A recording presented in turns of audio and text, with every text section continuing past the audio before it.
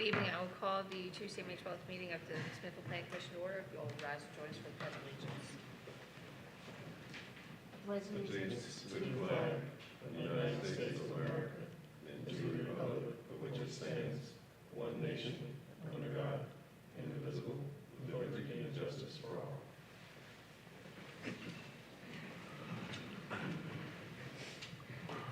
Thank you. Just run through our upcoming meetings and activities. Microphones, everybody. Okay. Monday, May 18th at 3 p.m. Town Council Committee meetings. Monday, May 18th at 6:30. Special Town Council meetings, a public hearing on the budget. Tuesday, May 19th at 6:30. The Board of Historic and Architectural Review meeting has been canceled, as has the Board of Zoning Appeals meeting at 7:30. Tuesday, June 2nd, 6:30 will be our next Town Council meeting, and Tuesday, June 9th will be our next Planning Commission meeting. You won't want to miss those. Our next item is public comments. Ms. Clary, do we have anyone signed up? Is there anyone here who wish to speak? Hearing none, we will move on. Planning Commission comments. Anything from my fellow commissioners this evening? Okay, moving on. Item number 4, discussion item, special use permit review, short-term rental, 328 Main Street. Ms. Clary, do you have a staff report? Yes, thank you. The applicant is seeking the first one-year renewal approval to continue to rent 328 Main Street. This is an existing single-family residential dwelling as a short-term and long-term rental property. Approval for this STR was received in May 2025 with the condition that the applicant return to the Planning Commission after the first year and then every 2 years thereafter. The Planning Commission action is a decision on the continued use of 328 Main Street as an STR. Thank you. Great. Is there anyone here to speak on behalf of the applicant? Sir, if you'll come up and state your name and address for the record, please. Yes, ma'am. Steve Heichman. My wife Heather and I, along with another family, Jim and Annette Collins, own that property. We bought it with the intention of using it as a short-term rental, but put it under a long-term rental before that happened. It is vacant currently, and we have it up for sale.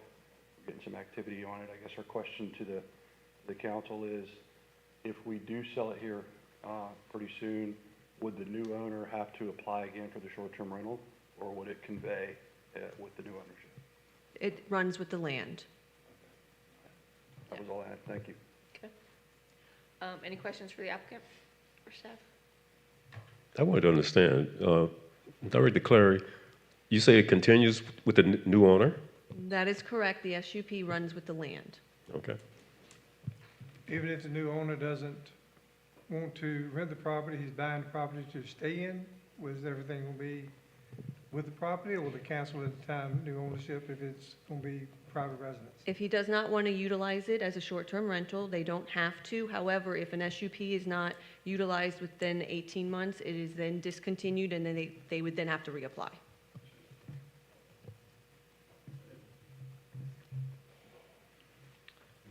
Have we had any feedback or results from anything from the town side on this? We have not received any complaints. But it went straight to long-term rental though, didn't it? I'm sorry, sir? You said it went straight to long-term rental. It did. We, yeah. So. Could you come back up to the mic, please, sir? Yes, we own the golf part of the golf course, and the pro that we hired ended up using it as a rental as part of his benefit. Gotcha. Any other questions for the applicant? What's your pleasure, ladies and gentlemen? I'll make a motion that we continue the special use permit for short-term rental property, which would be for a period of the next 2 years. Is that correct? Yes, sir. Is there a second? Second. All right, there's been a motion and a second to renew the SUP. Ms. Clary, we call for the question, please. Mr. Bryan? Yes. Mr. Carr? Yes. Mr. Cutler? Yes. Dr. Pope? Yes. Mr. Yoko? Yes. Vice Chair Bevan? Yes. And Chairwoman Hilligas? Yes. Thank you. Thank you, Mr. Heidman. Our next item is eco review. After the fact, 803 South Church Street. It's the Oak and Ivy Tap House. Ms. Clary, you have a staff report. Yes, thank you. The applicant is seeking after-the-fact entrance corridor overlay approval for building renovations. The change involved enclosing an existing outdoor open-air covered patio at the rear of the building facing the parking lot. A single 35 by 46-inch window and four 22.5 by 34.5 windows were installed. A neutral green-gray mist vinyl was installed. The enclosure of the existing patio did not expand outside of the existing footprint. The applicant is also seeking ECO approval for additional exterior renovations. First, the applicant would like to color match the remainder of the building to the after-the-fact enclosure vinyl, which is that green-gray mist. They would like to install a 3.5-foot tall decorative garden fence facing South Church Street. The fence will enclose a 20-foot by 20-foot area to serve as a designated welcoming space and to improve visual appearance to the entrance. The fence will be painted or have a natural finish to complement the building's exterior.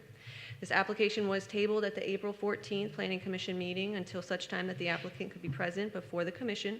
Isle of Wight County has indicated they are working with the applicant to resolve any building code issues. We do need the Planning Commission to make a motion on whether to approve or deny the after-the-fact exterior changes, also on the proposed fencing and the painting color matching. Thank you. If you would state your name and address for the record, please. It's Ben Osmondson, 15400 Mokiti Trail. Ariel Horvath, 1728 South Battlefield, Chesapeake. Great, thank you. Did you all have anything you wanted to say on behalf of your application? No, ma'am, we're just here to answer any questions. that you Okay. have. I open the floor to you, gentlemen.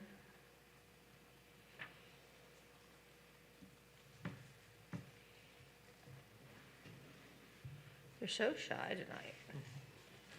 So we haven't heard from the county about where they are with their permitting process? Do you want to? I actually just spoke with Mark not that long ago. He just needed a structural engineer to come and sign off on the wind and foundation, which I've gotten. And then he wanted to check for insulation, which we have. And then he wanted a little ADA ramp installed, which is going to be installed tomorrow by our maintenance guy, Philip. So the list that they gave us, he's very nice and he's been working with us wonderfully. So. It's good to hear for a change. One question, if I may. Yes, sir. Sure. The fence and the flowering that you're placing in front of the building, that replaces a couple of parking spaces there, does it? Sort of, not really. They're not active parking spaces and they're not counted in the active parking spaces. It's just kind of open space that was in front of the building. It's the very front of the building, when you look directly at the building, where Yes. it's Old County Road, basically. It's that little section there. We do have staff that parks there, so that we don't take up our parking, but it's not officially part of our parking currently as far as usage. So once it's installed, this fencing, Once it's installed, but once it's installed, would a parking space still be there in front of the building? no, they would not be parking spaces. We would then, we've made an arrangement with the vet next door to allow, we cater all their events and they allow our staff to park in their parking lot. And that way we don't have to use that spot or any of our parking lot for staff parking. We just use the farthest away by their parking by the street. Okay, thank you. And I'll follow that up. When the property originally got developed, I think VDOT required them to have the permanent structures out front. I think, was that a VDOT requirement in order not to use because it was basically a 2 driveway entrance property. And I thought VDOT had specific instructions on, they had to have big, massive planters in order to prevent that. Does any of this change? Does this change with anything with VDOT or not? Or is this fence adequate enough for people to realize they can't drive through it? If this application was approved, we would then send them to VDOT to make sure. Also, to be clear, where this is going, this is in addition to not removing anything that's existing. So kind of that passage that's right between the road where the sign is, where all that grass is, and there's kind of planters there that are, the planters that are existing, we would not be removing those planters. Those are going to remain. Okay. So this would be on inside of it, and it's more just like your decorative white picket just to make it look pretty. As of where right now, it just looks like an old county road that used to be there. This would just be a pretty little white fence there with some flowering, but the big planters that are already installed would be remaining.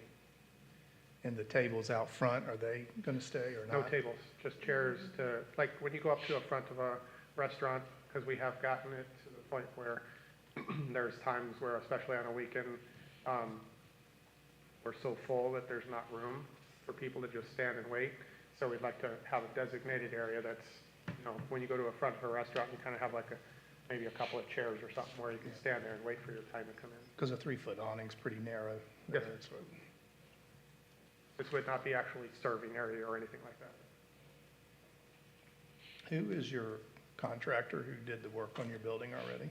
Is that your handyman, as you mentioned? Just a regular handyman, and then myself, I did a lot of it. Because normally we like to see this before the fact so that we can evaluate the changes that are being done to the outside and how they all kind of come together. And so, you know, with the wooden post in the corner and not being covered and wanting to paint the building, I'll speak for myself, but I would like to have suggested that we wrap vinyl siding around the whole building all at the same time in order to give us a more cohesive look.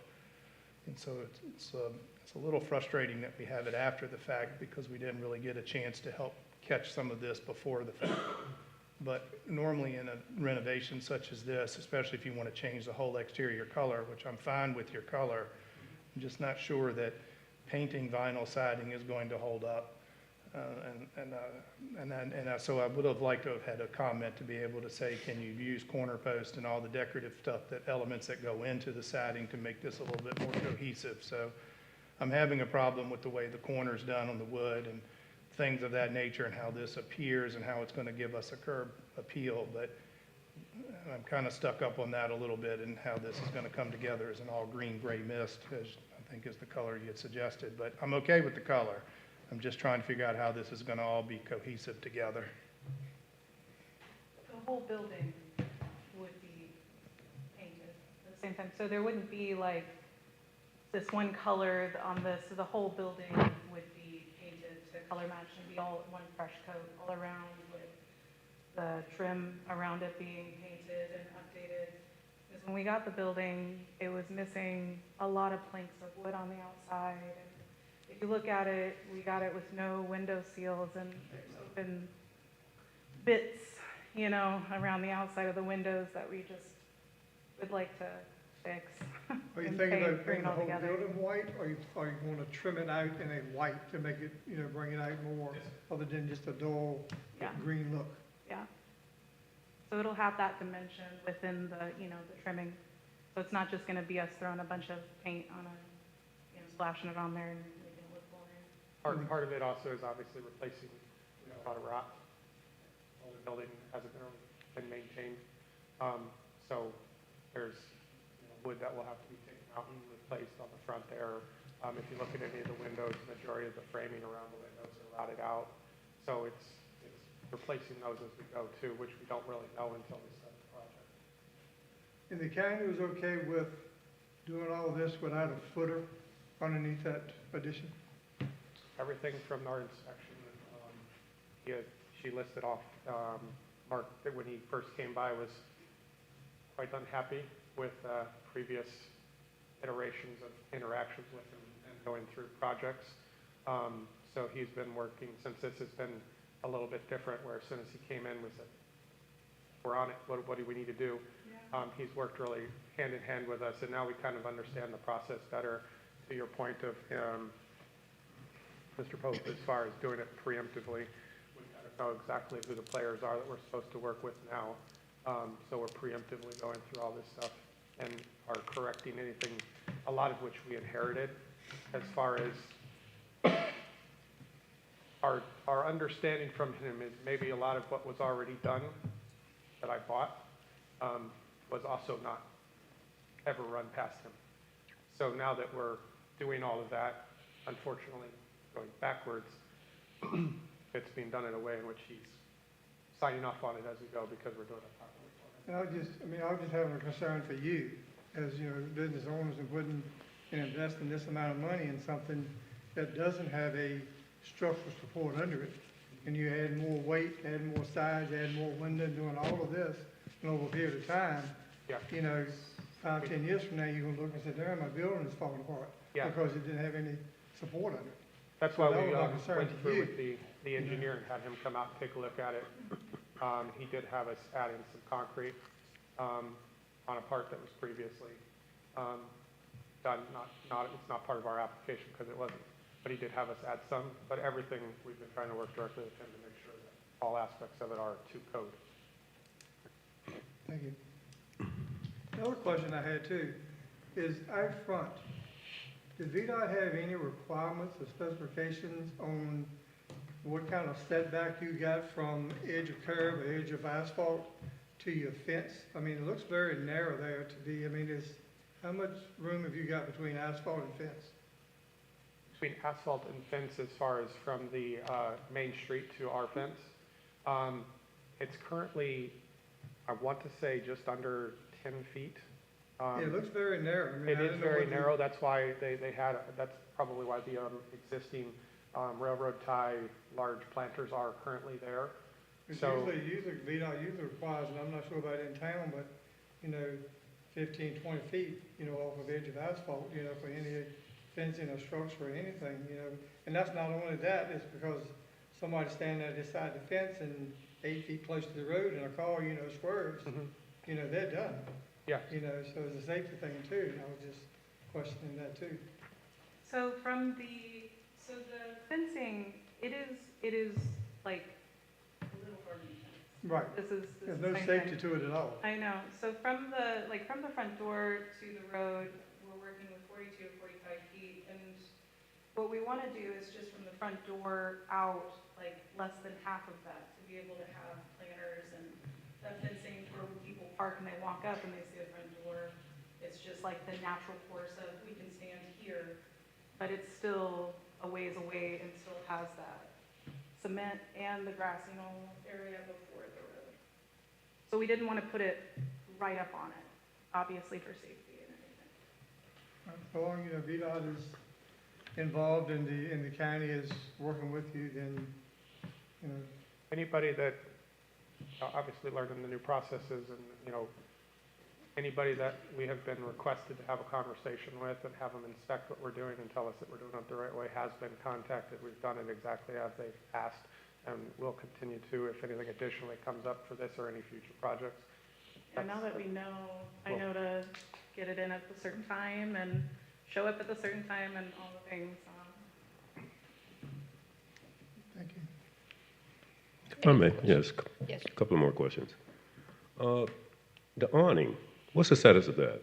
Some, Not in existence until you It's tell not us it gonna can happen. be. Yeah. okay, the awning's not gonna happen.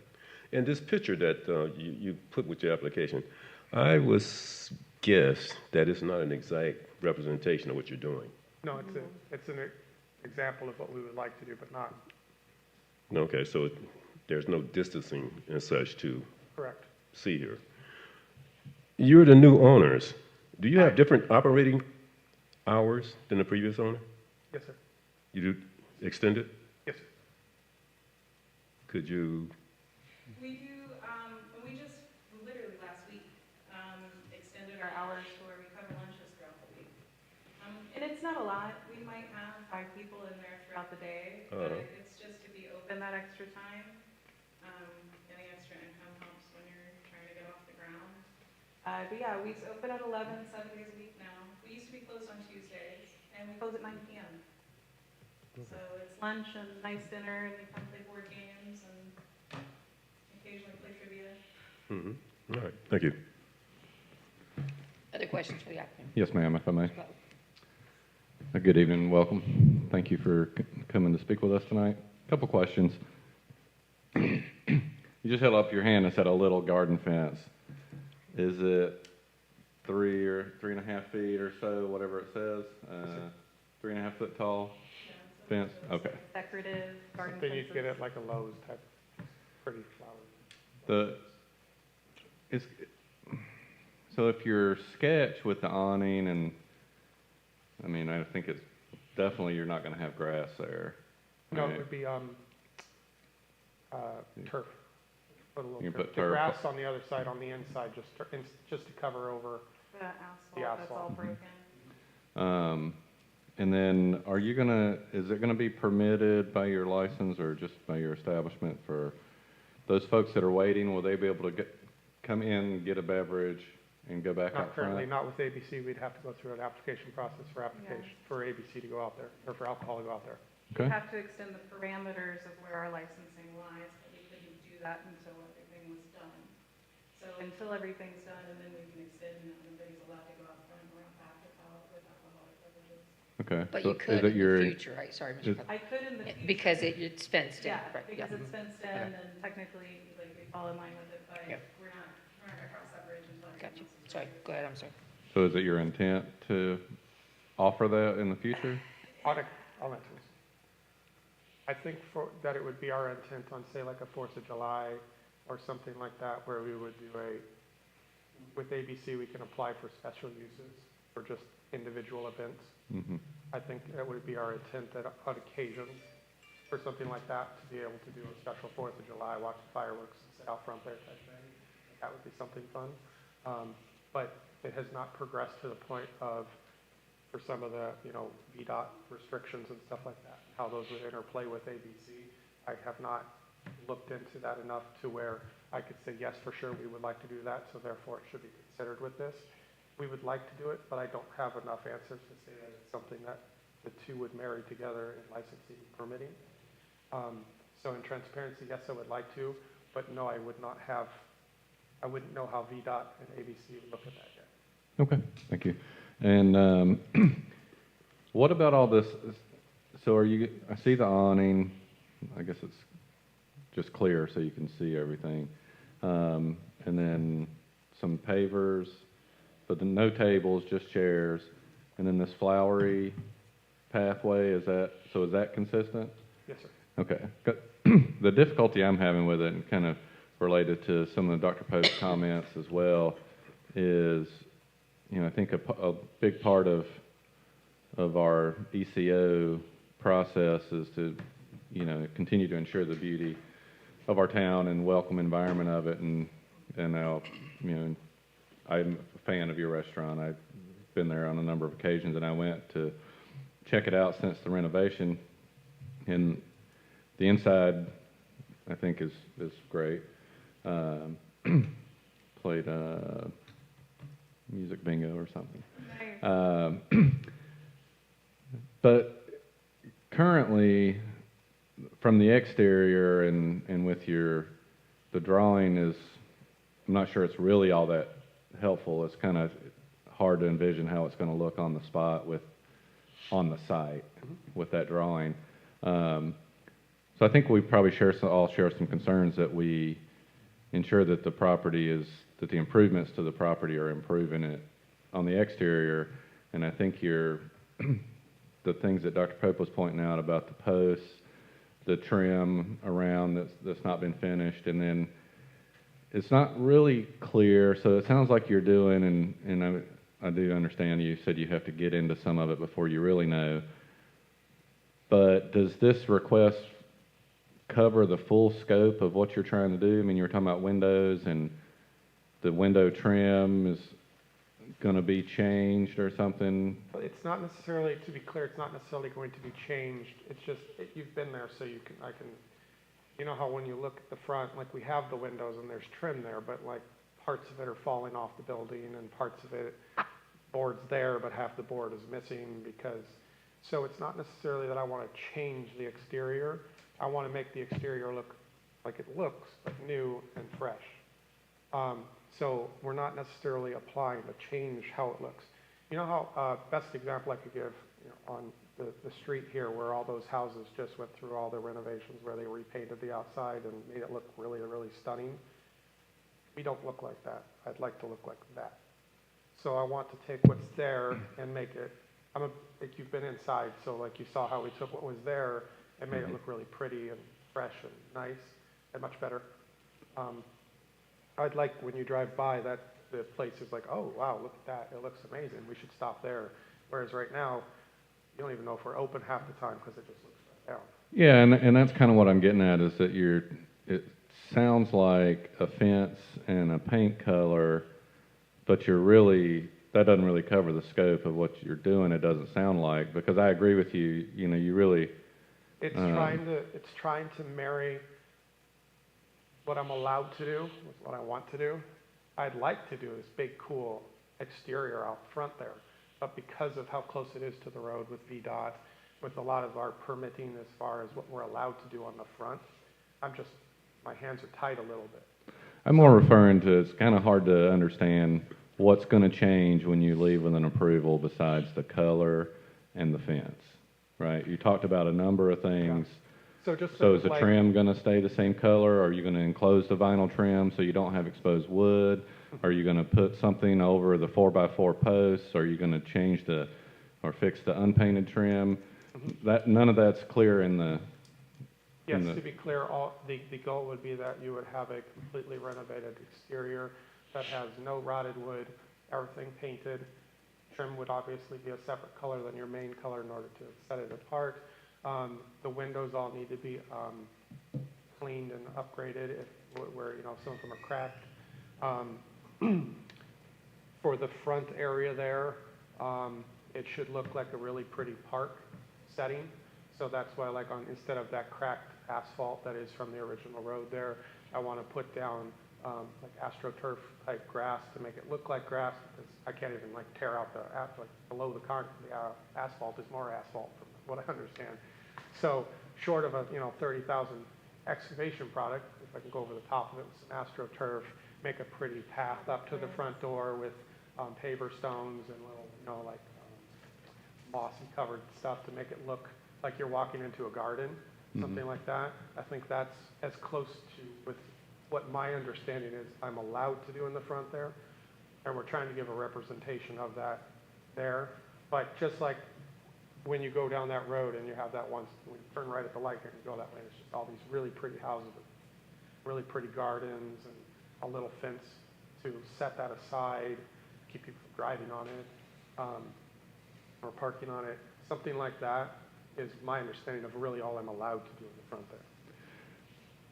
Yeah, and for one, I'm all for the improvements to the property. I just think that, that's what I'm trying to get at is, Ms. Clary, is there other elements of things that he discussed that we're going to have to wind up seeing ECO review again for? It depends. If he's replacing like for like with the same color, then no. Our concern here was we did have after the fact improvements that we needed to address. I do understand this is part of a larger project that they're working on. Right now, this is the small part of that project. Okay. And this is our second after the fact, isn't it? Didn't we have after fact about the sign as well? Yes. Yeah. Yeah. So, Well, we never changed the signs. We put up temporary ones, which apparently is right, which were contrary to the zoning ordinance. So I guess I will just close my comments with, I think my concerns are that your enhancements to the property meet the guidelines and enhance the entrance corridor. And some of the points that Dr. Pope are pointing out are not. So that's, I thank you. would just say that, in closing on that, for your part there, we're going to be back next meeting for another project that we didn't make the cutoff to get in. If you don't like what you see, you can shut down that one, which is more, I want to put it in that, where the fire pit is. I want to put a deck there, cover it, so that you can, when it's raining outside, you can go by the fire. We're not doing anything. We haven't applied yet. It's theory. we didn't make the thing. So that's kind of the hammer over my head. If I don't do a good job here, I wouldn't get that one, and I really want that one. So I think we're going to do a really good job and do right by it. At the end of the day, that is the goal here. We want a building that we can be proud of. Our tax bill has gone up 40% over the last 90 days or so because of increased revenue. So that's great. We're trying to be where you can come have a nice time and be a place the town can be proud of. Our interior kind of matches that, but our exterior doesn't. And we really want it to. So we want you guys to, approve of that. Just to recap, as long as you're replacing like with like, and that means wood with wood, Yes, ma'am. and, white trim with white trim, you're fine. But if you want to do vinyl around the windows or anything like that, that all has to come back. We just want to make sure you're clear on that. Yes, ma'am.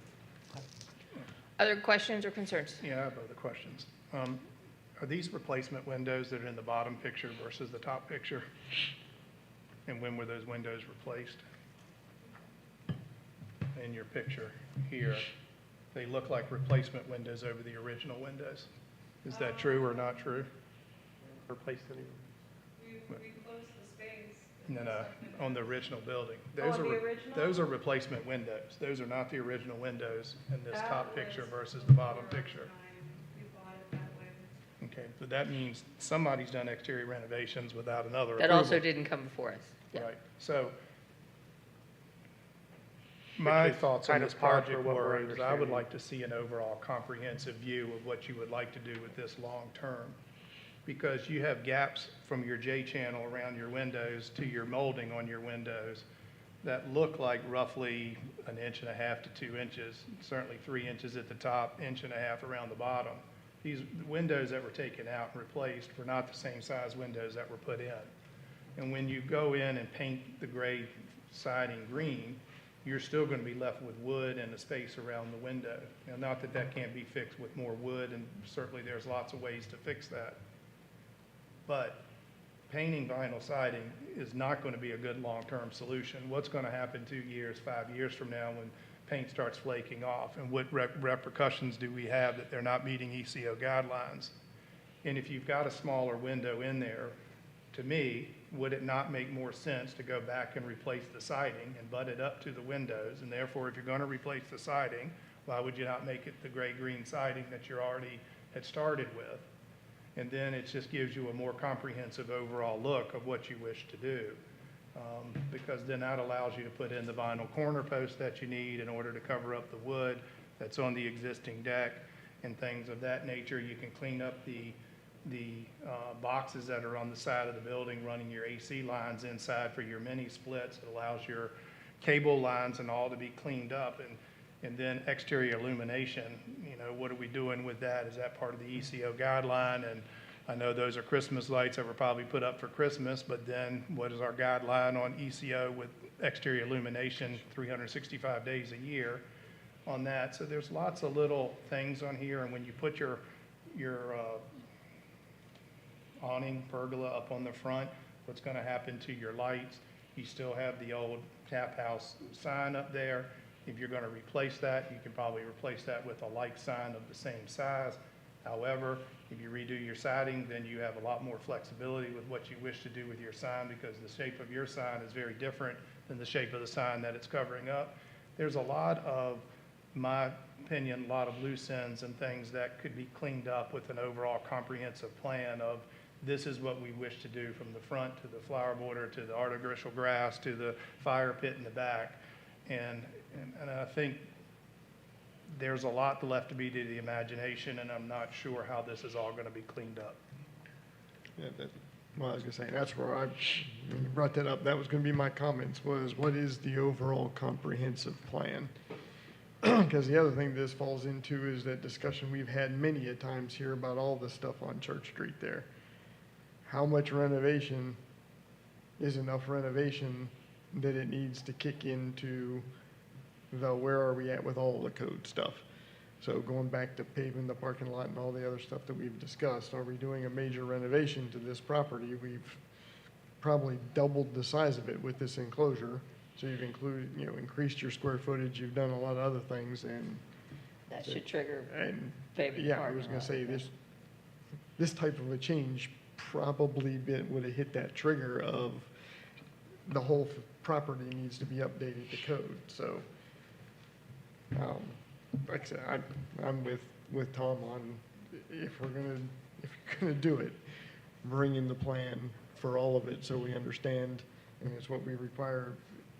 Is the details of construction, the details for the trim, the materials, what's it all going to be, how's it all integrate, your sign, how does your sign integrate into the building, how's that awning, if you're going to, I don't know, we said no awning at this point, but I had a big question before with the way the front of the building is, and then with that section that's off to the left, how would the awning interface or look with the rest of that part of the front of the building? I didn't quite understand how that was gonna tie in, so all of those details are the things that we're looking for when we're trying to do this, so.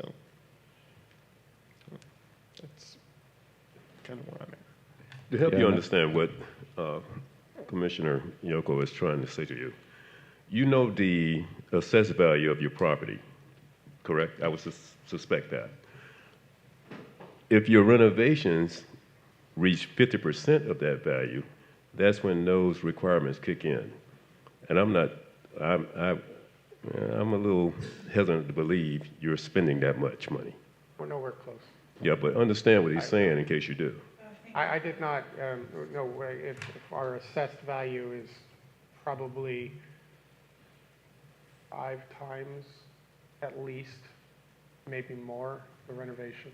I'm doing most of it myself, so even if you include what would have traditionally been labor costs, you'd still not come close to it. It's not quite, I'm not quite that successful yet to have that amount of money. Right.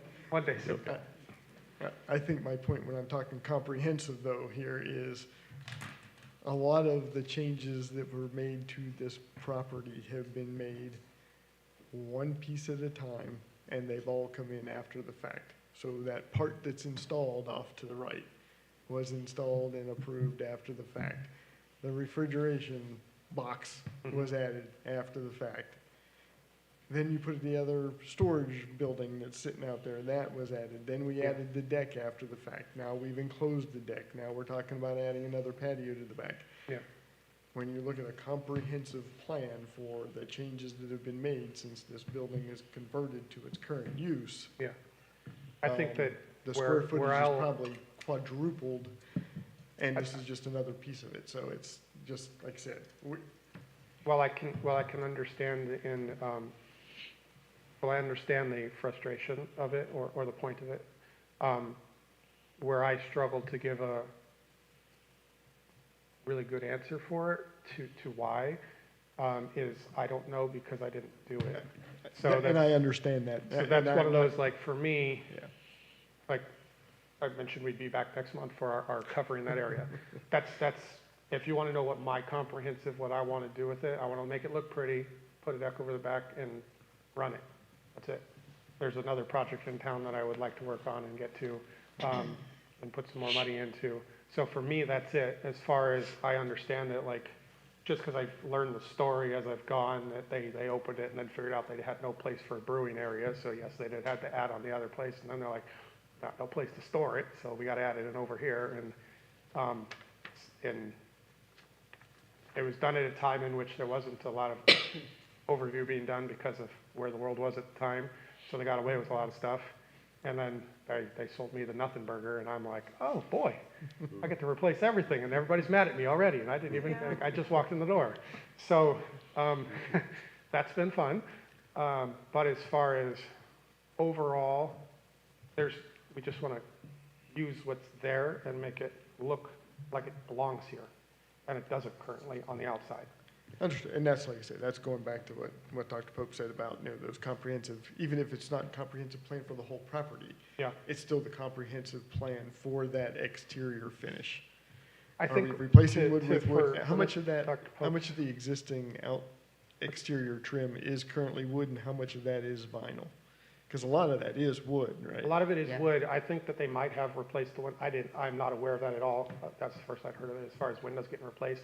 And as far as the windows that are there, they look very, to me, old, so maybe they used antique for antique to try and, but I think that the gaps that are there are ones where, what I'm referring to when I say the wood's missing, where it's just rotted. So like for like, I'd like to put wood back there. I'd like the building to go back to the way it used to be. There's nothing wrong with the building. It's a pretty building. It's just didn't have some TLC for a very long time, and then it got a little bit, but too many cooks in the kitchen, and they all decided to, so the outside kind of has, so I'm pretty sure that the vinyl, that the space you see between the vinyl trim is just trim's not there. It rotted away. So we need to, like for like, replace it with white wood. So I just want to put it back to that state. Mr. Cutler, you're trying to. Yeah, I have one more comment. So I think that, you know, it sounds like we're kind of, many of us are in agreement. I think the problem is, it sounds like you have a great vision. It is hard to discern what the outcome of that vision is going to be from what you submitted. For instance, the awning and figuring out how it juxtaposes with that adjacent, you know, addition, but your drawing doesn't represent any of that, right? So it's really difficult for us to make the judgment that we've been charged with making with the packages the way it was submitted without having some comprehensive discussion about what the, now an additional addition may be a different discussion, but the property that you have and what it's going to look like when it's completed and how you're going to get there is probably a little closer to what we're trying to understand. Mm-hmm. I think sometimes it's hard to put into, for layman, for non-expert, it's hard to put into report form, picture form, exactly what you're trying to do without making it look like you're trying to do too much that you're not allowed to do, and especially when we're talking about this front area there, have this very fine line of, like, here's this grand, wonderful thing. Trust me, you guys are going to like it, because you will. But am I allowed to do that because of the spacing, because I've already pushed it to the edges of what they're allowed to do without asking permission? So I'm kind of in this, like, how do I present that in a way that shows it without making it look like I'm doing something I'm not supposed to do or going too far? So I'm really, maybe didn't go as far as I should have in this, but it's hard to take what I can do really well here and put it into this. And we want you to be successful. We're not angry at you. We supported the previous business owners as well. We just need to, there's a little bit of history, I think, that isn't really helpful. So we want to make sure, you know, that we have a cooperative and positive engagement, and we understand what the outcome is going to be. Yeah, and since you're doing a lot of the work yourself, I mean, I understand where you're coming from, but that's one of the things that you would typically have. And you may be able to get some of that from your building supplier and whoever is doing it, but you'll get those architectural details for the siding.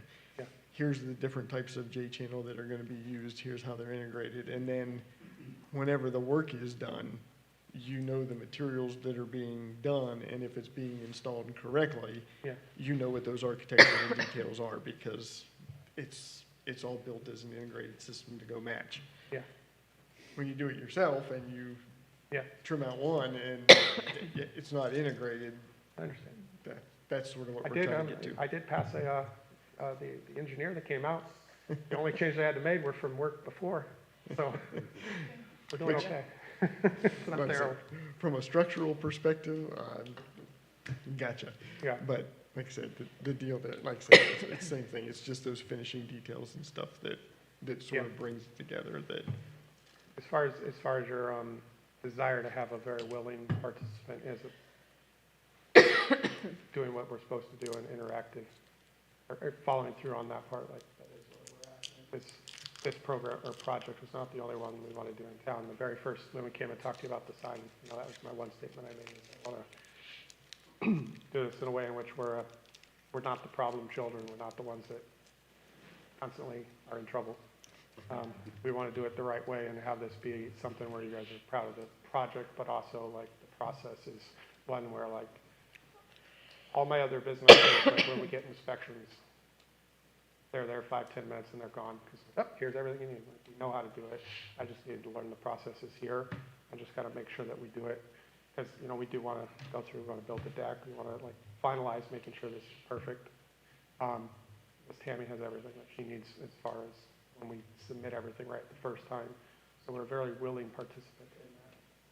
Just need a little, I don't want to say like leeway, but like just a remembrance that a lot of the frustration or wrong way of having done it already wasn't.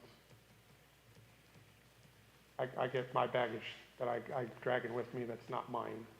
So a little on that side, but it's still, I have to hear for my own. So. Okay, so gentlemen, we have essentially three things before us, right? After the fact approval for the building renovations that have already been done. And then eco approval for exterior renovations, matching to the new vinyl. And then there's a fence, the 3.5-foot tall fence. So what's your pleasure, all together or one at a time?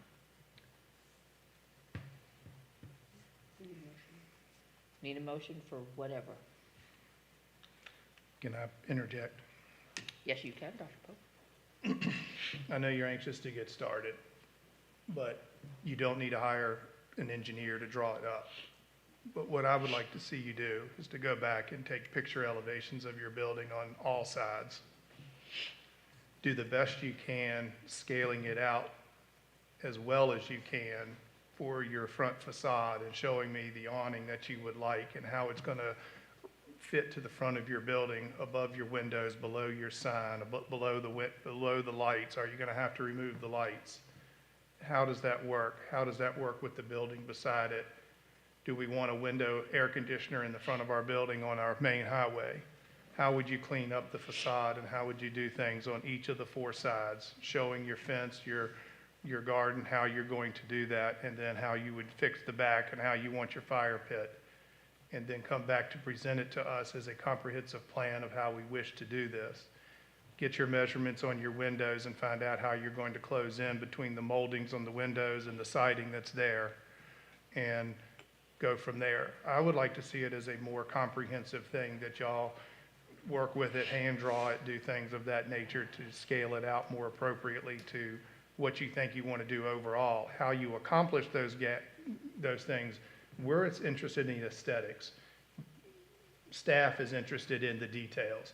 Can you put an awning up there? Is it too close to VDOT? They worry about that. If we say you can put an awning up and y'all can work with staff to make that work, then y'all make it work. But to say, hey, we want to put an awning, but we don't know, but I'm not sure how you're going to put an awning up there with the existing sign and with the lights and above the windows. And there's some, I don't want to say, yeah, you can put an awning up and then you're covering half the old sign. And there's some integration that needs to be thought out and scale needs to be thought out. And I would like to see a more comprehensive scale before we comment any further on, are we going to approve color changes and fencing and things of that, because the fencing and the awning are all going to come in under your overall comprehensive view of your property. Just to be clear, we've already notified the applicants that they are not allowed to have an awning or that front patio because it does encroach in the setbacks. That's why the fence is included in the staff report. They're only allowed to have the fencing as part of their project. Okay.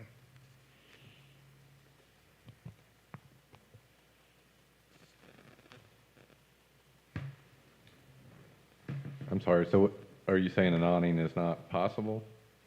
No, it's not possible. They are not proposing an awning. Oh, what are we calling this? Canopy? That was what they proposed, but we kept the illustration because it illustrates the fence that they want to put up front. Okay. So the canopy's out. I'm sorry, I missed that. That is correct. Okay. Okay, well, I think it's just more to the point, Dr. Pope's point. And I agree with Dr. Pope, and I just want to say, we want y'all to be successful. We want you to improvement. We just want to work with you a little better. I will say it and I'll try to be nice, but I have very strong reservations about painting vinyl siding. If I may, Mr. Brown? just to help you, suggestion. You can look at the town site and you can see previous applications of how this is done, where they show the material measurements and such like that. If that would help you, you may want to go back and review some of these previous applications to see how the measurements and elevations have been done previously. Thank you, sir. Gentlemen, we need a motion on how to proceed, whether it's to table it or whatever. Might I make the suggestion that we deal with the after the fact separately from? Okay. After the fact, the enclosure. Do we have a motion for approval or denial? if I ask a question.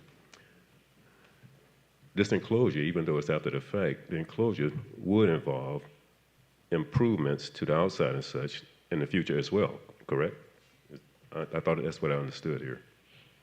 The enclosure that's after the fact, it still needs exterior changes, improvements, correct?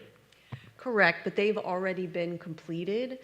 So from what I'm understanding, if we could vote on that separate since it's already present and the applicants could then get a comprehensive plan of what they are proposing, we can treat them separately from after the fact and what is proposed. So in this bottom picture on the enclosure, is that the way it exists and those are the improvements of the way it stands? That is correct, currently, presently. So we're gonna vote on one thing of what's already presented to us. And then the next thing is gonna be moving forward on the ECO. If that is the desire of the Planning Commission to have a more comprehensive proposal, then you can vote on after the fact for that addition, and then you can table what was proposed with the fence and the painting of the entire structure. If that is the will of Planning Commission. Clear as mud?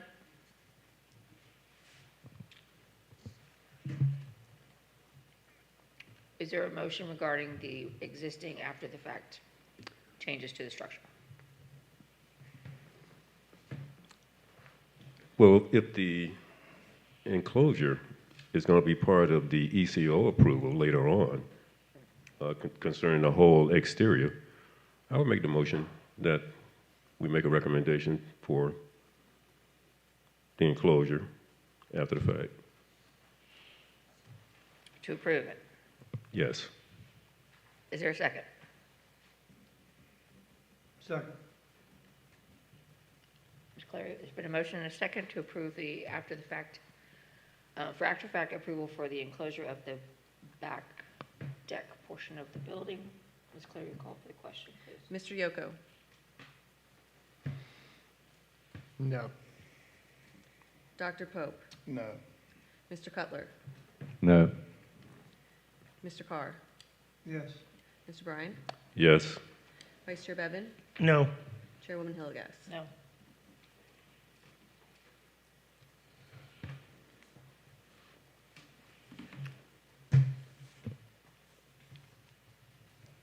Five to two? Okay.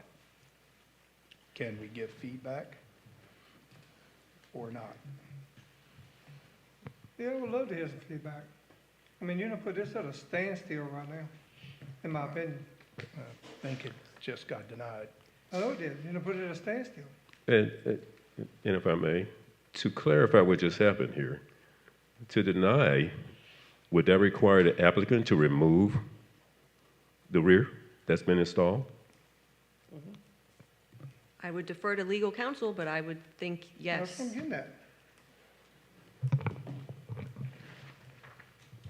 Yes, since it's after the fact, they would have come originally before the planning commission with the design, and you would have approved or denied it. And if you denied it, then that means they can't build it unless they appeal it. So with the decision that you all just made, I believe the motion was to recommend approving it. If you denied it, now that means that you have to undo what's been done. So yes, and I mean. But they don't have to undo that immediately. They can come next month with their grander plan, or no? I don't think so. No? That becomes a policy decision. Zoning enforcement would come into play there.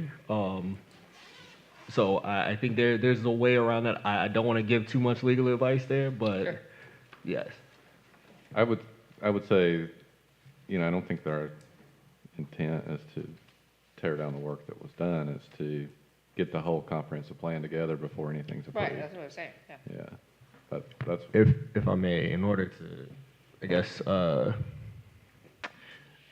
think understanding your intention, you would need a motion to reconsider what you just voted on because that vote did pass. So a motion to reconsider and then reopen it, and then you can vote again to table it if that's the pleasure of the commission. that make sense? So we should essentially vote to table everything.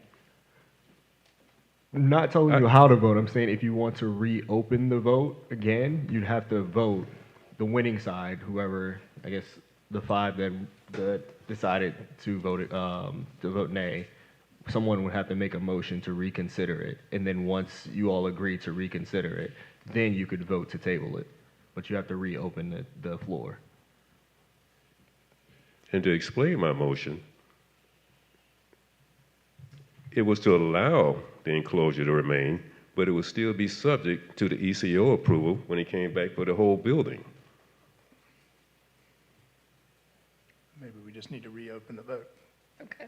I'll make a motion that we reconsider our previous vote for more details.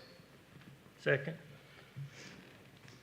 Been a motion and a second to reconsider this vote.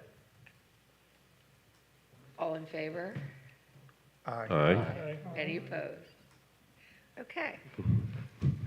Now, gentlemen, what's your pleasure? May I please explain? So there's two ways, in my mind, to rectify the situation.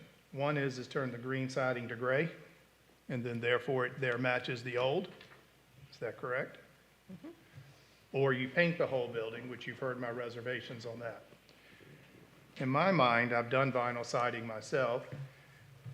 What bothers me is that those wood beams are exposed. And what, in my opinion, should have happened to make this aesthetically pleasing is a corner post should have gone over that post, and then therefore the siding would have buried and lodged into the corner post to make it a more aesthetically pleasing corner, and therefore less likely to look like you just filled in a hole, because it looks like you just filled in a hole, and that's not really what we want to portray across this.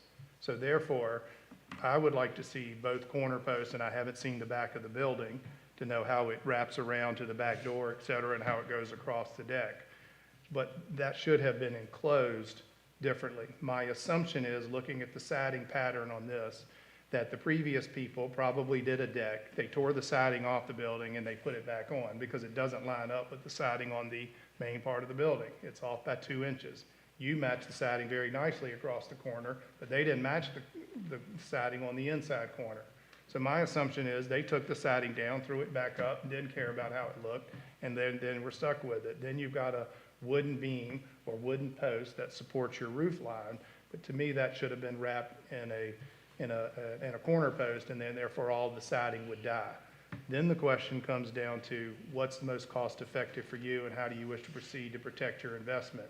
Do you wish to paint it all green on the vinyl siding, or do you make that side gray to match what's existing on your building? Because my imagination would be is if we approve the enclosure and it's gray, then you're done. You don't really have to make any further exterior changes, other than you probably need to fill in the wood around the windows and et cetera to seal it up. And so I'm not opposed to the enclosure. I'm opposed to how it was enclosed and the colors that were chosen and how we wish to proceed on with the overall comprehensive plan of the building. How But it all relates. to understand, the ECO consideration will come back at the next meeting or the next time the applicant is here, correct? And if that's the case, these comments that Dr. Pope and others are making will fall under the ECO decision to be made later. Is that correct? That's my understanding. But I think the problem, and I think what Dr. Pope is saying is that if we approved the enclosure now, we lose our, in that different color, and then we're waiting for them to come back with a comprehensive plan for the rest. They could theoretically say, we're just good with what we got. We're not going to go back. But we already have our enclosure approved, so we're good. So we no longer have the ability to rectify any problems with the property that we disagree with in the future if they were to do that. But there are 3 decisions to be made tonight, correct? Fence, color, enclosure. But only one's color. from is an after the fact. The other 2 are The enclosure. properly executed. Can I make a Yes, sir. possible suggestion? Based off the previous one I just heard where they have to come back would you be able to make a motion that says that it's tentatively approved pending the outcome of an approval of this next iteration of what I need to bring back, and that if that's not approved, then this approval would also go away? I think that's called tabling the motion, and I would go with our legal advice and say we need to table this. In my opinion, we need to table the whole application, and we need to do it comprehensive, and we need to do it in a month. I mean, you've already enclosed it. Are you going to lose anything if we don't approve it tonight? No, sir. Okay, then my motion is to table it, and with Dr. Pope's help and some other people's help, give us those 4 views of the building and talk about covering the wood posts and whatever you're going to do with the wood trim on the top of the enclosure, whether that's painted or vinyl or whatever. So I think you're 80% there, but we need to see the last 20%. I second the motion to table all 3 items. Yeah, and including details on how you're going to fix the windows on the side, how you're going to tie all that together, and all those types of things, so. Are we allowed to submit it for council review ahead of time to make sure that before we waste everyone's time next month, where they're able to have everyone look at it, tell me if I got everything this time? Is that allowed? Yes, I can circulate it. Okay, it's been motion and second to table all items associated with this property. Do we call for a question? Can we do that by unanimous consent? You can do unanimous. Okay, all in favor? Aye. Aye. Any Aye. opposed? Okay. I think you're going to get See you there. next I think you're close, but we can't sign off on what we can't see. And whether it requires somebody to do an architectural drawing or some sort of cut and paste so we can really visualize the end product. I think it's going to be approved eventually, but we've got to know what we're voting on. I understand. We appreciate your patience and your desire to do this Thank you for properly. working with us. I Thank you. appreciate it. Thanks, guys. Thanks. All right, item number 6, is it? I can't click. Happy fingers. This is another eco-review for sign 1252 Smithfield Plaza. Do we have a staff report? Yes, thank you. The applicant is seeking entrance corridor overlay review and approval to install a 23.6 square foot illuminated wall sign featuring various shades of red, green, purple, and white. The applicant will need a sign permit and fee payment. Planning Commission action is decision on ECO colors. Thank you. Great, thank you. Is there anyone here to speak on behalf of the applicant? Yes. If you come up and state your name and address for the record, please, and tell us whatever you... Scott, it's going to be 1252 Smithfield Plaza. Can you do that again near the mic, please? Marissa Scott, 1252 Smithfield Plaza. Thank you. Anything you want to share about the project? I let Scotty Signs pick out the colors because I know there's a lot that goes in it where the landlord I got pre-approval from the landlord, property manager, and then I know that you all have to give approval. So if there's any colors that need to be changed, I'm fine with that. I just kind of want to get it approved. I took possession of the location beginning of March 6th or 4th. And I hope to have a grand opening first weekend of June. Okay. Nice to see something going in that space.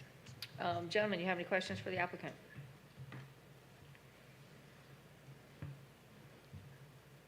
I don't have any real problems. We normally like earth tones, and I get that the ghost is green, and that's all right. It looks like a logo type If thing. you wanted a different color, by all means, because I got the same, I talked to Cockeyed Rooster, and he had the same person do their sign, so whichever needs to be uniform.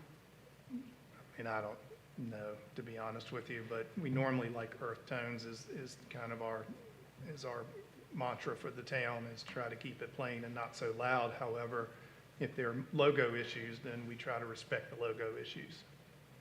Okay, wait, is there a color suggestion? I'm sorry. Is there a color suggestion, like what you would think, a better earth tone to kind of match everything and make it uniform? I'm not going to comment on that. Isn't the nail spa, I mean, I'm colorblind, but isn't the nail spa red? Exactly. Yeah. So It's, I don't have any trouble with the red. I think it's fine. yeah, well, I think, Just, well, it's the green ghost, the purple lettering and everything else, so. I'm okay approving it as it is. I'm just saying they're not our normal earth tones that we ask for. Other comments, questions? I'm fine with the sign as well, and welcome to town. Thank you. Thanks for coming. It was, used to be Old Bay Seafood, so I put Yeah, so far like 40,000 into it, so. we're thrilled to have somebody in that space. I move approval of the sign. Is there a Second. Along with the fee payments and things if necessary. Right. There's been a motion and a second to approve the sign as submitted. All in favor? Aye. Any opposed?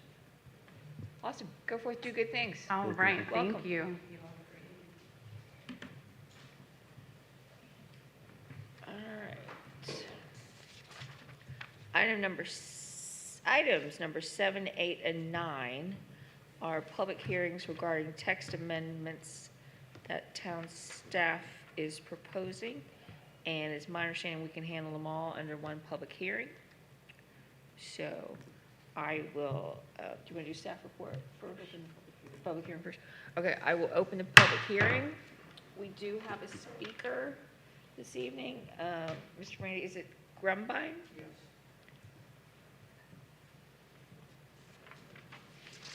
Thank you, Madam Chair. My name is Randy Grumbine. I live at 1101 Haxel Point in Richmond, Virginia.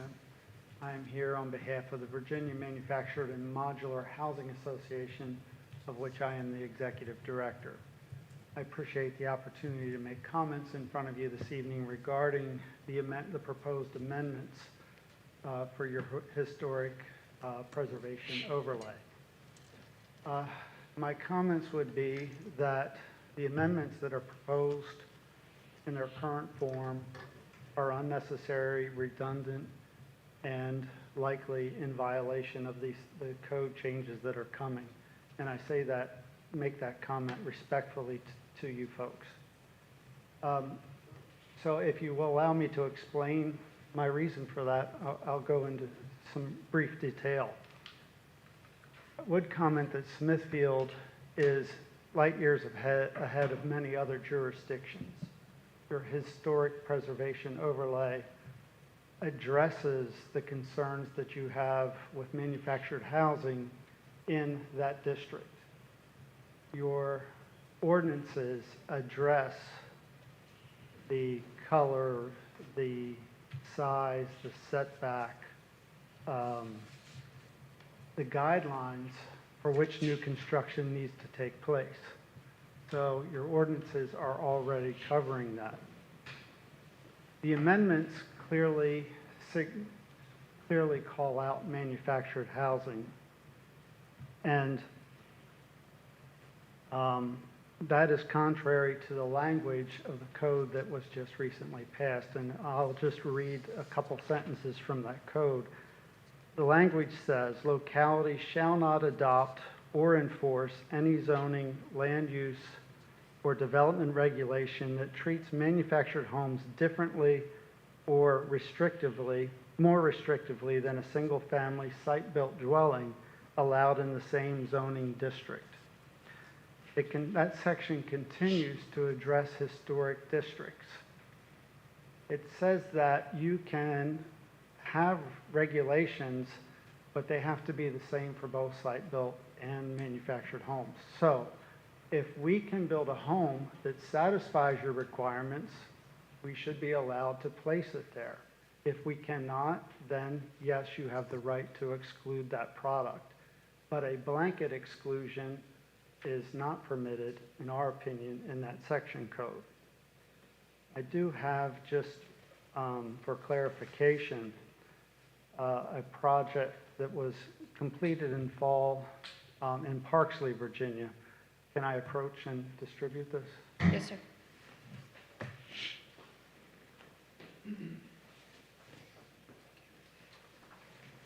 This project in Parksley has a modular side built to the Virginia Residential Code on one side and a house next to it that was built to the federal code.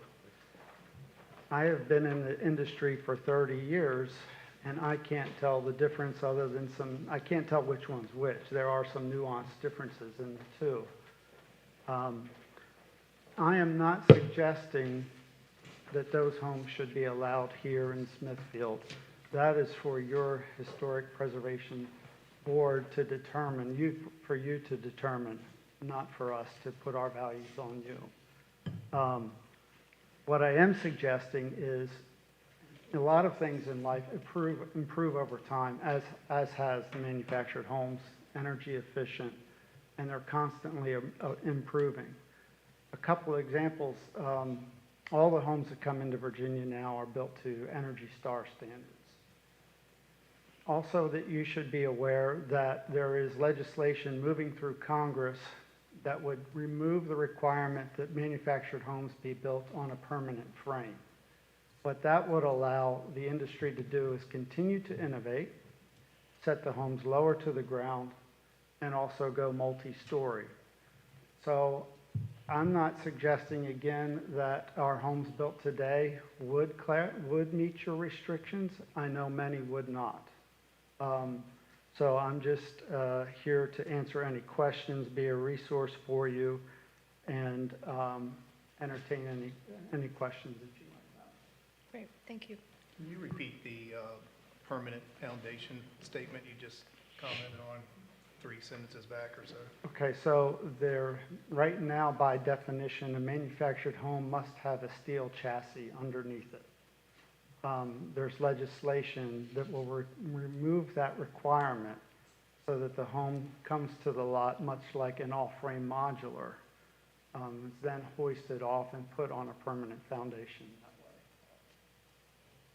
So that, just to clarify, it wouldn't require all homes to be built that way. It will be optional. But my point of making that is there's continued innovation in the field. Although the Virginia residential code is upgraded like clockwork every 3 years, the federal 3280 code that regulates the construction of manufactured homes also upgraded, just not on a regular cadence like the VRC. So can you clarify some definitional things for me? Sure. In Williamsburg, when I lived there many years ago, there was a modular home that was brought in with no steel underneath of it. They brought cranes in, picked it up, and dropped it on a foundation.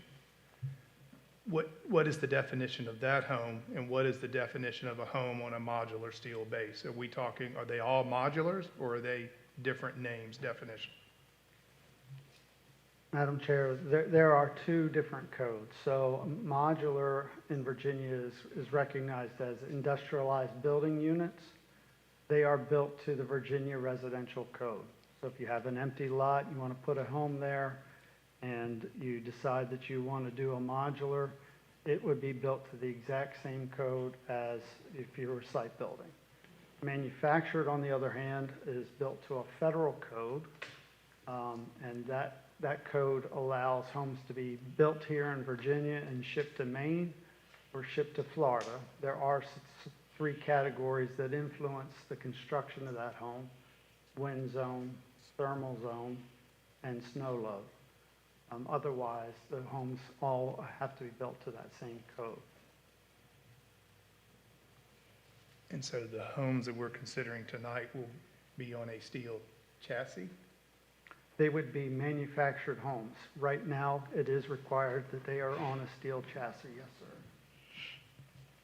What is the difference, I'm sorry, what is the difference between a home built on a steel chassis like a trailer versus a manufactured home?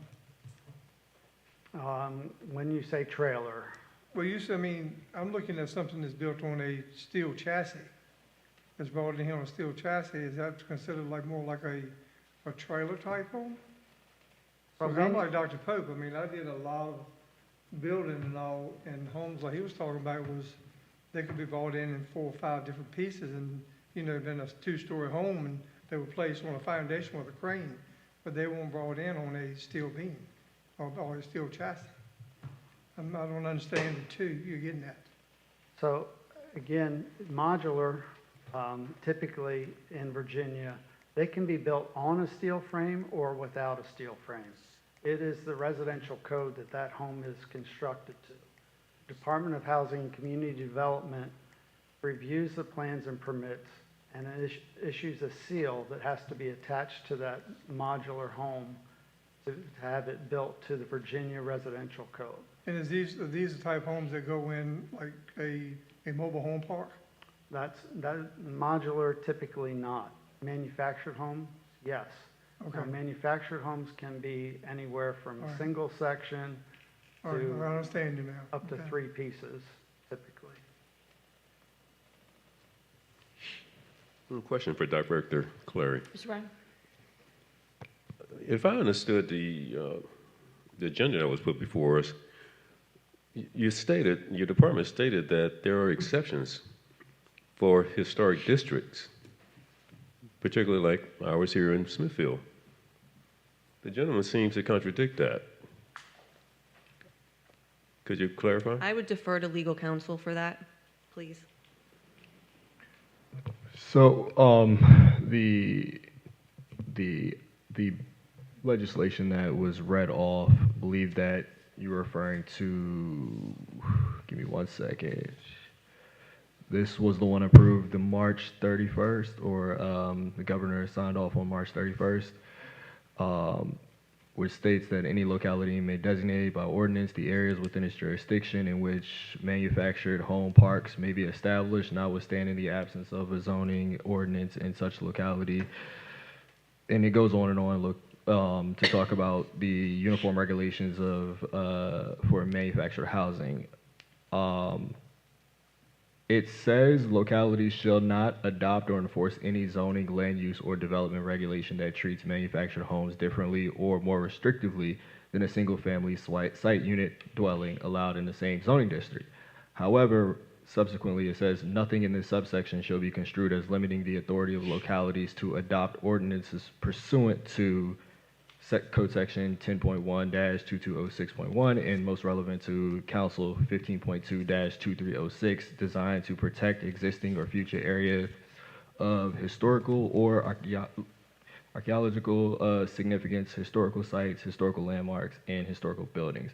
So my quick understanding, if you guys would like to table this, and so I can look at it a little bit more, but my understanding is that says nothing in the subsection shall be construed as limiting historical overlays. Thank you. Then my question goes back, maybe I need to get my ECO books out and design guidelines, but do we have any specifics in the historic area that says it needs to be on a permanent foundation, we need certain pitch roofs, we need certain architectural details, things of that nature in our historic area? Maybe Bihar knows some of those things, I'm not positive, but do we have specific guidelines that say these things have to be on a permanent foundation, et cetera? I guess that's what we're really getting at, because the home can look like anything, but I guess the thing that's going to designate it is how is it attached, or how is it? I'm thinking that's getting into the weeds. The historic district, those homes, for the most part, they designated as historical, and how they were constructed, I would think that's part of what's protected about them, that maintains their historic character, a designation. So, But you're talking about existing homes, Charles. This would Exactly. be new construction. but seem like, yeah, I get what you're saying. But infill. Or if you tore down a house and Right. put another one in. I would say I think the gentleman's correct that we do have safeguards in place through our guidelines, that the review would come before BHAR, and if they did not like the way that it looked, they would have that right to decline it. Again, we're just trying to make sure we preserve the historical nature of our overlay. And then you have the downtown ordinance. Does that include the building code, the design standards and such? It's a question, I'm just asking. Can you repeat With the question?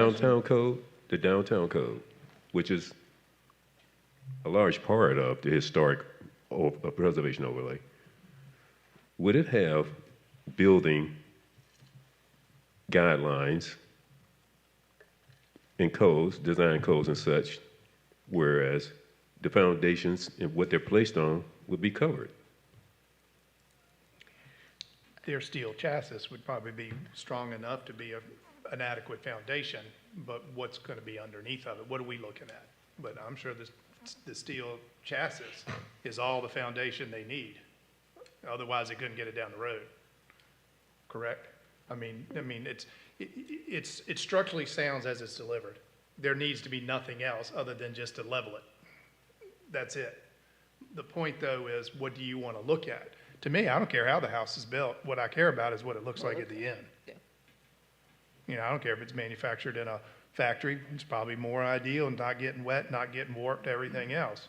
You know, I don't care about that. What I care about is when you set it down and you walk away, does it look like a traditionally built home back from the 1800s or whatever? I mean, they can build anything. You could order a Victorian home from Sears and Roebuck back in the day and get everything delivered. But so I don't care how it's built. It's what does it look like at the end, and do we have our safeguards in place on our guidelines that are there for finished products and how it's brought in?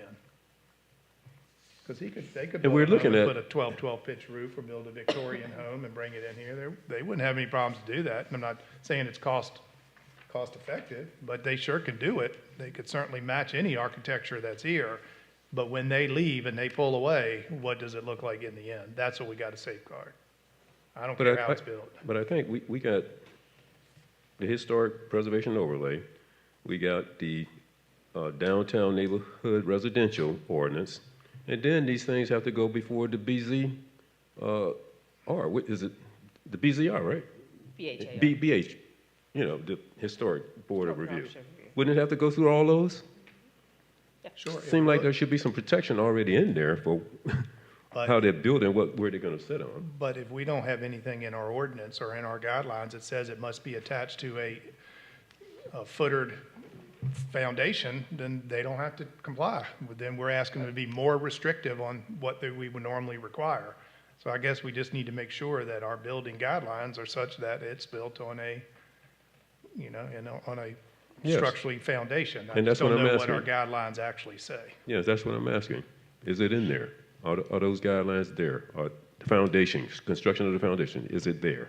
That's what we need to know. We address foundations and we address the maintenance of the foundations. There is nothing that says it must be that way. Is this in our ordinance or is this more in a design guideline? That is the design guideline. Then we would have to update the guidelines.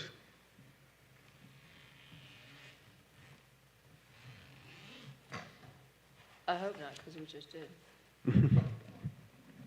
If I may, Madam Yes, sir. Chair.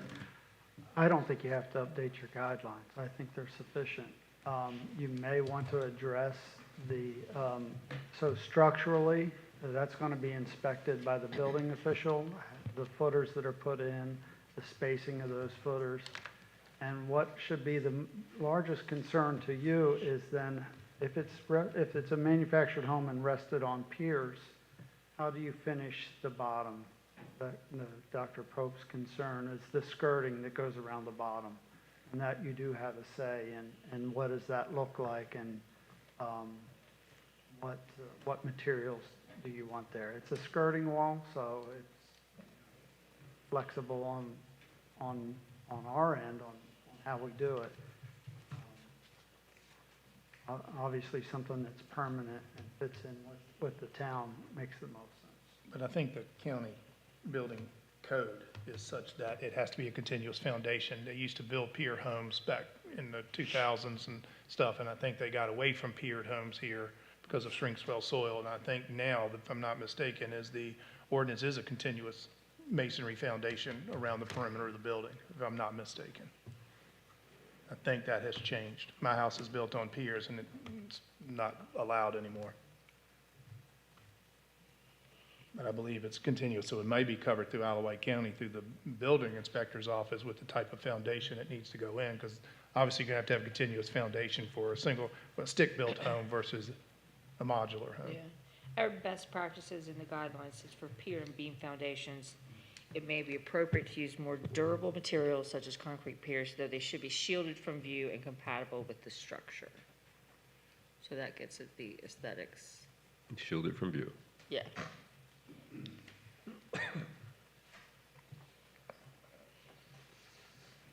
And things to avoid, avoid applying concrete, stucco, or other contemporary materials over existing foundations to alter or obscure their appearance.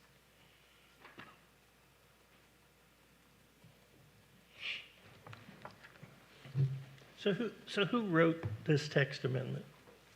Did legal write what we're looking at, or did it come from staff? It came from staff and was sent to council. And council signed off on it? I just want to make sure I'm clear, but the historic one that we were discussing about the illegal nature of it, my opinion is it's legal based on what the code has a carve out for. The Code of Virginia has a carve out for it as it applies to the historical overlay district. So you think it's legal to restrict Absolutely. based on that? Okay. I mean, it's right after it says that you shall not adopt or enforce any zoning, land use, or development regulation that treats manufactured homes differently. The very next section says nothing in this subsection shall be construed as limiting the authority of localities to adopt ordinances pursuant to 15.2-2306, which is the enabling legislation for a historical review board. But earlier you said you thought it should be tabled so you can have more time to look at it?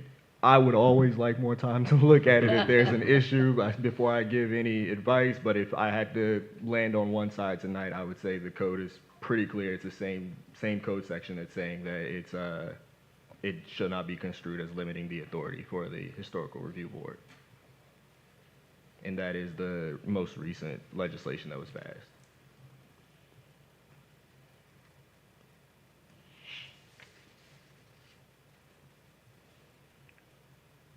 So the historic district downtown is protected.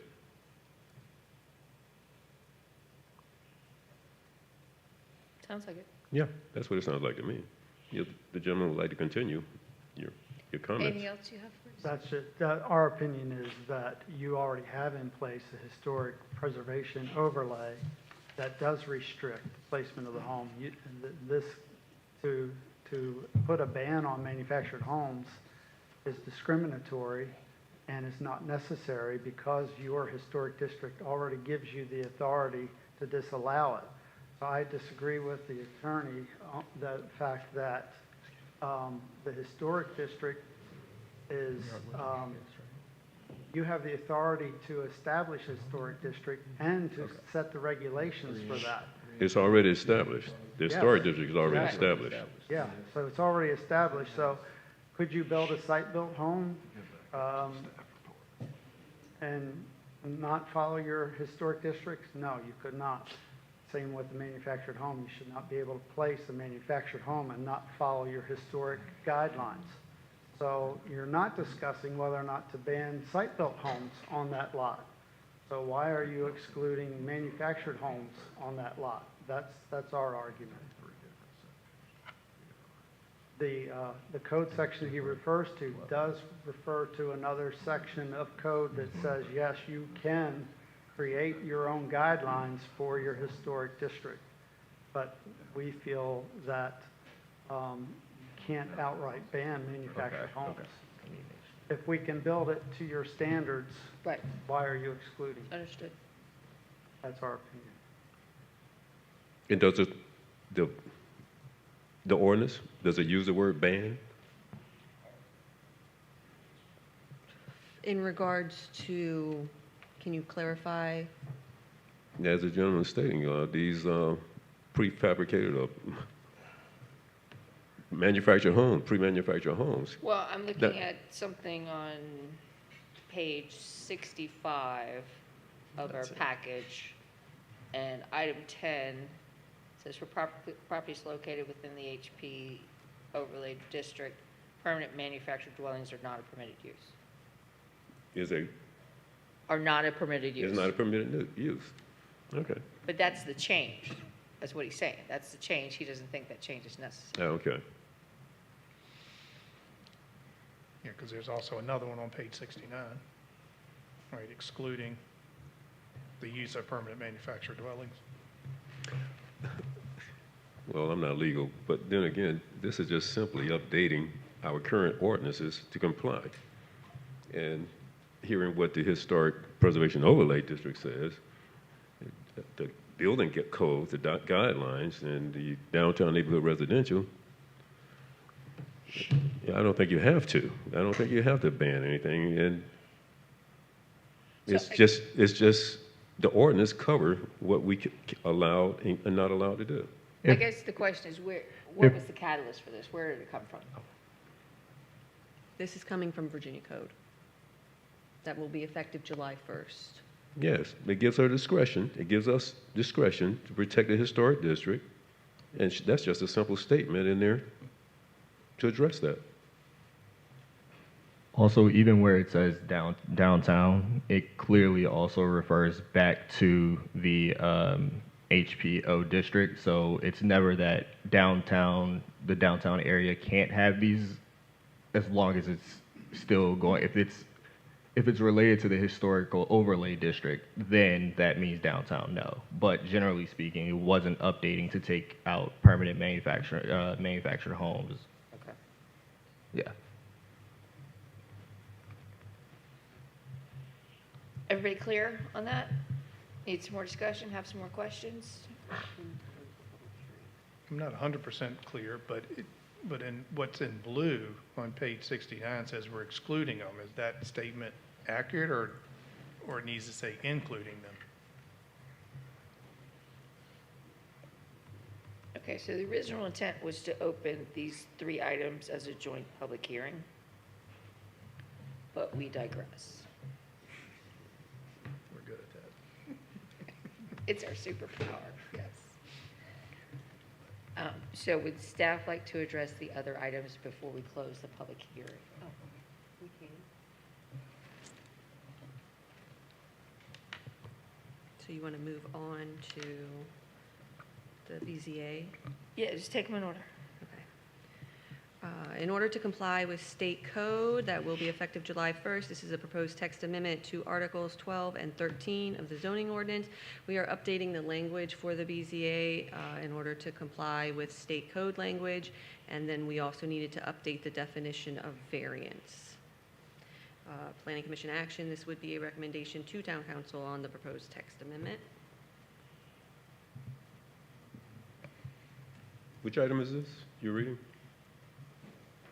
8. On your agenda. 8 8? and 9. Okay, I thought she I'll do moved. 9 now. So you're going to do 9 now. It is 9. Okay. Here comes 9.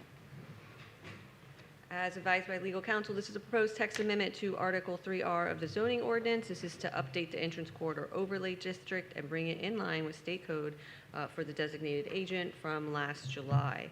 Site-specific requirements were relocated to Article 9, which is the landscaping, and Article 8, which is the parking unloading. This text amendment does clarify the following bullet points. 500 feet will be measured from the road center lines. Exemptions for attached and detached single-family dwellings and residential accessory structures on residential lots. Multifamily structures are not exempt. The design and development plan review and procedures, the separation of authority, and the appeals process. Planning Commission action is a recommendation to Town Council on the proposed text amendment. Thank you. Okay, so items 7, 8, and 9 are just to get us in compliance with state code. Correct? That is correct. We did go through, if you look at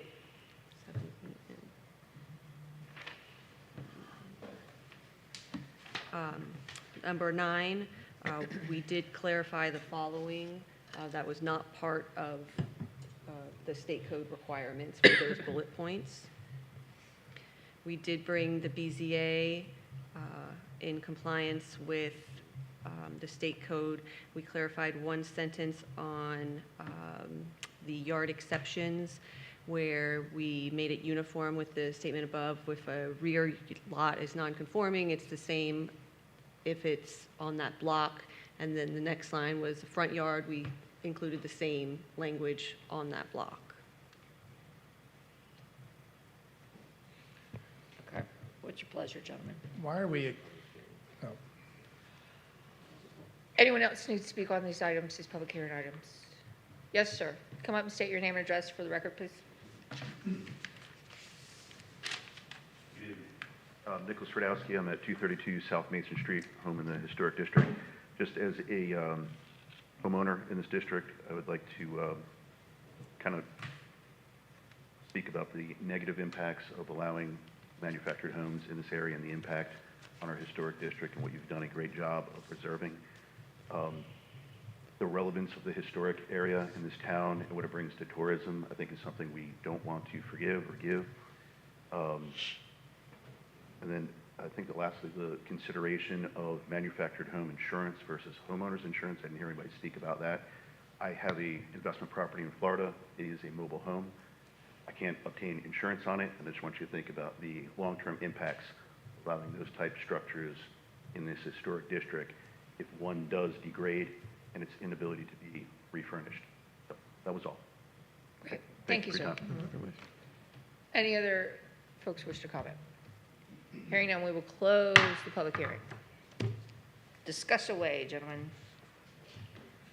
why are there exemptions on the single-family detached dwellings and residential accessory structures in the third one, on the entrance corridor overlay district? So our understanding was it was really designed for commercial and also those apartment buildings, large multifamily structures. For example, we have the cottages, which are attached. We have the townhouses on Wilson. Staff believes it would be very difficult to bring every color change before Planning Commission for these projects, especially since the intent was designed for commercial structures. Because I'm looking at this saying there's a few homes along Church Street near Ringo's Donuts. And if somebody wished to put an accessory structure there, why would we not want to have control over what type of shed they put in their backyard and what color is it and all of that stuff when they're within 500 feet of our corridor? I'm just trying to think of those types of things because to me, we would want that. I'm all about control, or at least oversight or overview. But there are some examples of things like that that do affect our corridor that if it's single-family residential, suppose somebody decides to build a 4-car garage, but they meet all their setbacks and all that, and their garage is bigger than their house? I don't know. I'm just trying to think what would things happen if they're in that corridor along Church Street there, and what they just come in, and single-family come in, just drop down whatever they want, and there's no review. So as it stands right now, detached single-family dwellings and residential accessory structures are excluded from ECO review. This would just be adding detached and attached, excluding multifamily. Is that part of the state bill that changed? No, those were included in the bullet points. Okay. I would like to say it moving forward, I find it to be difficult it makes it really challenging to navigate some of these things if we're trying to understand what is mandated by the state and what is the planning department trying to change. It's real easy for us to generally to vote on something that says, oh, the state says you must do this and we must do this, but then when we commingle it with a bunch of other things, I think it becomes challenging to determine what's mandated and what's not. For instance, the new variance definition, is that from the state regulation? Yes. So that's The okay. entire BZA is from the state code, except for that clarification on that one block for the waiver of yard requirements.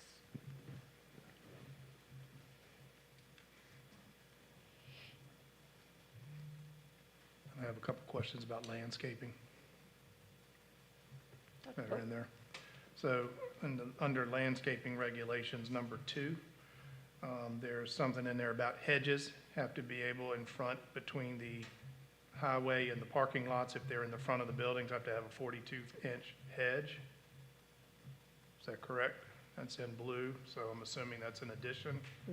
I'm sorry, where are you? Under landscaping screening regulations, number 2. What page of the package? I haven't found it yet. I've just got my own notes from where I'm doing it. Let me find it here.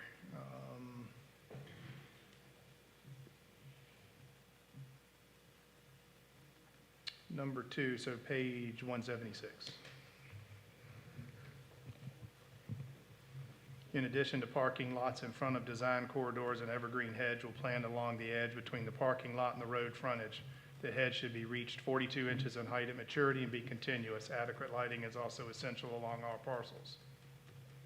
So it sounds like to me now, if we have Tractor Supply, they're going to need a 42-inch hedge in front of their parking lot. And all new construction or all new stuff is going to need a 42-inch hedge, at least a 42-inch hedge. So suppose I poured a bush and I keep mine nicely trimmed at 42 inches and the guy beside me on the next lot has a continuous hedge that he lets run wild and is 8 feet tall because he doesn't care two hoots about it. I don't know. Why are we doing that? Why is that in there? What's wrong with our landscaping plans and putting trees and low-growing shrubs and all like in front of the Dollar General and those kind of things that were required for them? Or not Dollar General, Dollar Tree, excuse me. I felt similarly about the tree maturity change. So the planted trees had to be 5 years old at maturity instead of 6 years old at planting. Maturity for a tree could be 20, 30, 20 years. So That yeah. came from state code. Again, another thing that would, if I knew that, I wouldn't ask that question. Fair enough. But, I mean, I guess why this 42-inch, why, that's a change in our overall ECO landscaping guideline, but I think 42 inches is awfully difficult to manage, and one person might keep their things differently than another person, and we're not going to enforce what's going on. What happens when plants die out and you put these cypress trees in and you get 3 dead ones in the middle of all of them, and you got one that's 5 feet tall and the other ones are 30 feet tall. I mean, why are we? I mean, I know we're trying to screen the parking lot, but that seems excessive to me. And so I'm questioning why are we doing 42 inches on that? So And that then- was always in the entrance corridor overlay. We just pulled that requirement from the ECO and inserted into the landscaping requirements. But we haven't required anybody to do a 42-inch continuous hedge. Dollar Tree would be the last, probably. Maybe O'Reilly's if these landscaping changes haven't occurred, but they don't have continuous hedges between the road and their parking lots. They have landscaping, but not a 42-inch high continuous hedge. I think I'm within 500 feet of the corridor, but I don't have a 42-inch hedge at my business. And would I you, have some crazy forsythia that are all over the place, but I don't have a hedge. So I don't know. I mean, I don't like that statement. I think as a business owner, that would be unruly and unmanageable. Landscaping, fine, bushes, shrubs, what do you do? But to have it I'm thinking of this as a manicured continuous hedge, like it's in front of that greenhouse on Church Street that looks so beautiful, the way they sculpt it and do everything. That's the way I think of this. And that just seems odd for a business out on the highway when we even have trouble just maintaining landscaping out there. And then my only other question about landscaping is irrigation required or encouraged? I found the word in there as encouraged but not required. But I think when we reviewed applications before that I think we've sort of required them to have irrigation, but I don't know if we can legally say they have to put it in. But That the encouraged was taken from the ECO. We already state that it is encouraged. If you remember back to the DMV, they do have, because it's 42 at maturity. And so they do have that hedge out front. and to understand something I thought I heard you say earlier, that paragraph, that was pulled from the current ECO, or is that state code, the new state code, the 42-inch and continuous? That is what we had in our existing ECO. Okay.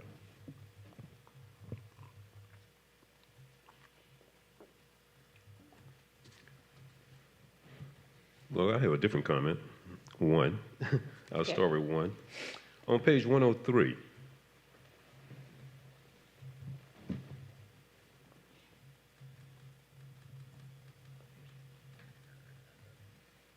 C, the blue, it says you replace board meeting agenda with the blue text, docket to be acted upon by the board. I don't understand why docket had to be substituted for agenda. But when I look up the definition of docket, it refers to some sort of court action, and I don't think that's what we're doing here. I think agenda there is more appropriate. The BZA is quasi-judicial, and that is language from state code. Repeat that, the BZA? It's quasi-judicial, and that is the language that's taken from state code. They actually use the word docket. Yes, sir. The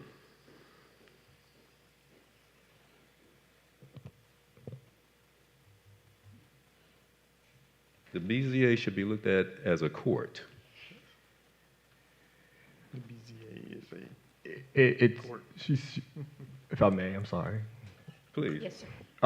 It's quasi-judicial. So what that means is whereas you guys are appointed or put into this position by the town council, the BZA is appointed, but their recommendations to the court actually then assigns the BZA members to their role.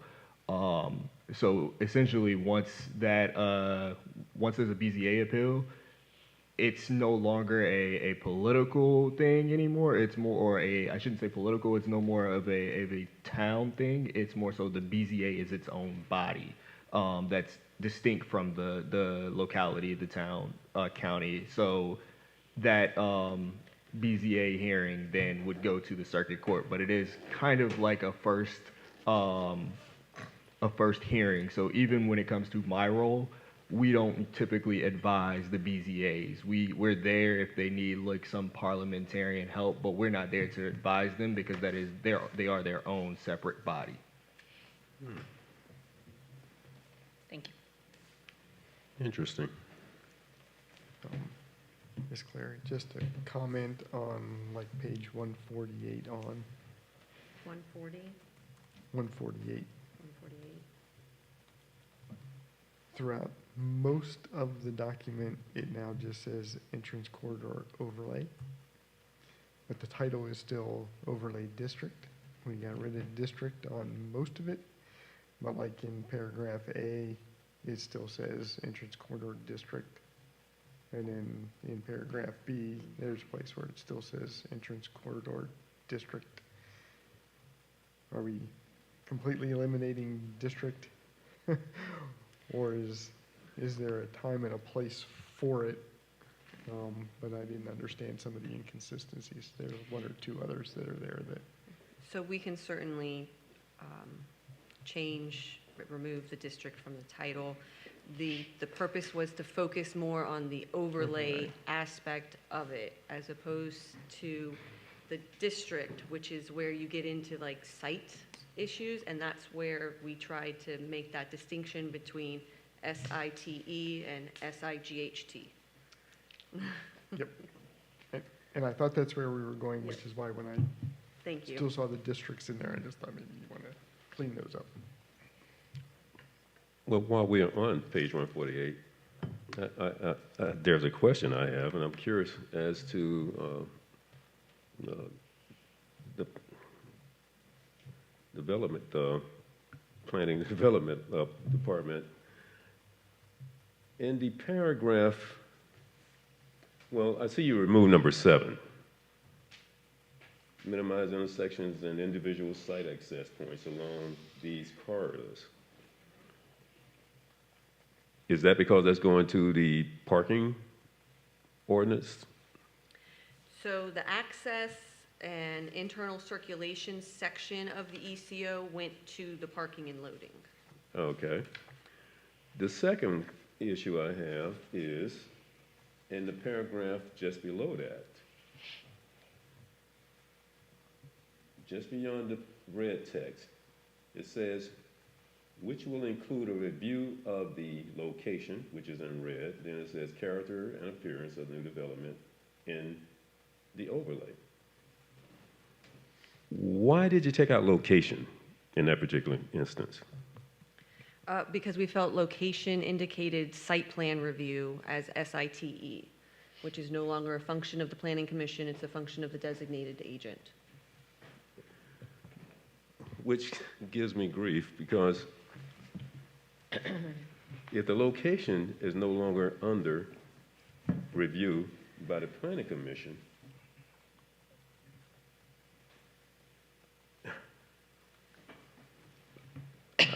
I mean, everything is pretty much done. The site plan and all that is done at that point, right? And then we do get to review,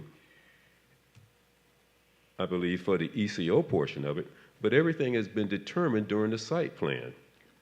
If I may, I sat with this for a long time in the last week to give you guys a good understanding of what's happening here. So when the state updated the site plan portion of the code, a lot of localities combine their ECO with the site plan review. So we could honestly probably go down here line by line and different things need to be repurposed, but what I noticed was our actual Article 13, I believe, which covers the site plan in itself. Article 11. 11 covers site plans itself. That is very, very detailed. The state has pretty much made site plan review a very checkbox thing. So those two things don't align right now. Your ECO does not align with your site plan review portion of your code. So in order to get us to a place where we can still work, we try to remove some things, add some things to make this a workable function, even putting in some specific provisions to separate the authority. However, the way this process normally works, and I'm glad we had the applicant earlier today that came in after the fact, your code right now is written to basically review these things after the fact. Ideally, the process would be a design review process, so that applicant comes before you all, it's with the design, you all can then approve, deny it, and then, or table it or whatever, and once that happens, then we get to the site plan review portion. The site plan is just a checkbox. However, the way that the ordinances are written right now, the site plan is very, very, site plan review process is very, very detailed. And this is very detailed. So you're gonna run into a constant conflict, and then state code says that the planning commission can't really review a site plan. So everywhere we kind of saw site plan, we tried to remove that and make sure that the site plan provisions didn't overlap. But that's the big part, and outside of working around it, like these are small fixes, but outside of working around it, eventually we will have to redo the site plan review portion, and I think that could, I would say, appease a lot of you because the power that you have is not being taken away, it's just being moved to the front of the process.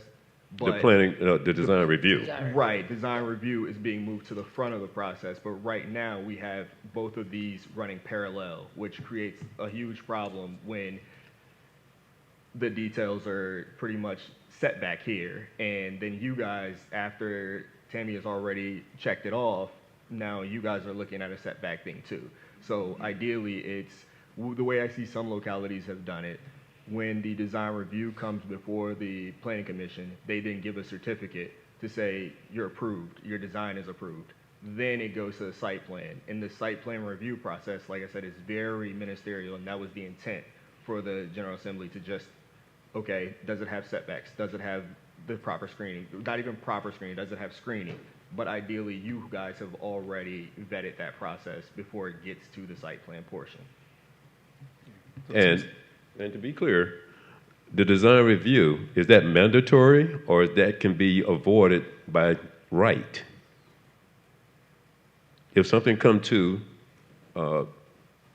Ms. Clary's department and it's in a zone by right, does that negate the planning commission's design review? No, the ECO is a zoning overlay, so it's still part of your zoning code. That piece, so you still have to abide by it. So essentially, what you have regularly zoned, just imagine the overlay being literally an overlay to add more protections for the locality at that point. So there's by right, if there's a by right usage and it's by right in the ECO and in the zoning ordinance, that's fine. But if your by right use happens to land in the ECO, then you will have to abide by the zoning regulations that are within that ECO as well, because that is part of the zoning ordinance. To be clear, we're talking about a by right use, which is not governed under ECO. ECO is governing the design of the product, not the actual use of the product. So we really need a design guideline as the first step, not as the last step. We are the last step, because look at what happened with Starbucks, and he presented us an orange building with black siding, and we're telling him we don't like the building, and he's like, crap, this has been on the table for 2 years. What do you mean? He was dumbfounded at that meeting. He was completely blindsided. We should have seen that in the beginning before they ever got to the details of the site plan, since we don't have the site plan, so we need the design process first, not last. If somebody wants to come here and throw up a Chick-fil-A, we need to be looking at the design of the Chick-fil-A before we even get to well, they need to have the property, but we need to be seeing the design before they ever get to the site plan.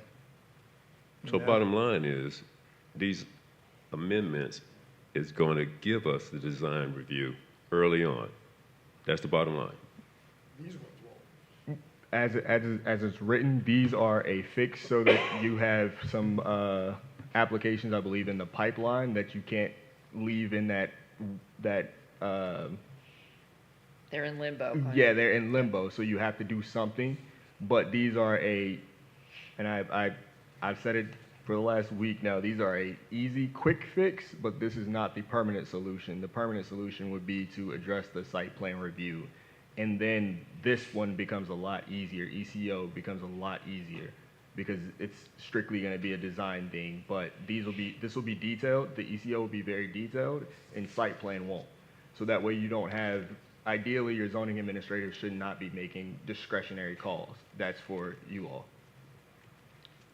Yes, that's my concern, particularly when I saw location taken out. Okay, thank you. Okay. Ms. Clary, would you quickly summarize what happens when I call you and I say, Ms. Clary, I want to buy 201 Gumwood Drive and put a medical office there. It's raw land. Would you quickly say what's the steps you tell me I have to go through and all of that? Would you? I would need a verify that it's a permitted use, that no other additional SUPs or anything were required, and then an approved site plan. At that point, then, provided that they met the site plan requirements, they would move forward to ECO design. Most of the time, applicants are not going to have any sort of elevations, materials, and colors at the forefront before they do their engineering work for an approved site plan. The design review portion that the planning commission would be doing would be avoided in that situation. But again, the site plan requirements are handled administratively. They're handled administratively, but we wouldn't see anything with the building or materials, et cetera, colors until after they kind of say, yep, you can put this on the site, everything matches, but we still aren't seeing that in the early process. That's the issue. Because for me, for example, I knew what kind of building I wanted to build, and I came here to the builder and said, this is what I want, colonial building. I knew what I wanted. I just didn't know how to make it work. I don't know if some of these developers come knowing what they want, and then they got to figure out what they can get. So my question always is if they know what they want, they know the materials, they know their design, then that's easy. We see them early. Because once we kind of say, yeah, as long as you don't vary from all of what you present, then we don't really need to see it again because it doesn't matter what we think anyways. But we need to know, are they going to put vinyl siding up in green and gray? Or are they going to put up brick and and everything else. So, I think we need to be seeing it in the early process to give them feedback of, I like colonial structures. That's my, I know I get a hard time about that, but that's what I would tell them. Agreed. But I don't know how to make that work in the early process and how they get before us. Oh, go ahead. The way that it's currently written makes it hard because it's still assuming the fact that you're going to get that site plan and that design review plan. The design plan is entrenched in the site plan, so you would be fine. Now, with the site plan being removed, the only other alternative really is to have developers come forward with a design plan, a design review plan, which isn't a site plan, but that shows you the design, that shows you the materials and everything, where buildings would be laid out, or, however technically the buildings would have to be on there, but you're not reviewing a site plan at that point, you're reviewing the design plan. More of a conceptual plan. Exactly. And I just want to add, as Mark astutely pointed out, a lot of these commercial properties do not want to bring their brand forward until they're ready to launch their brand.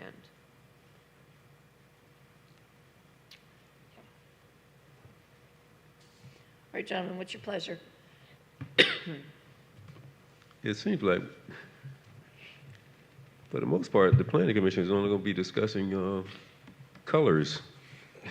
Colors and signs. Yeah.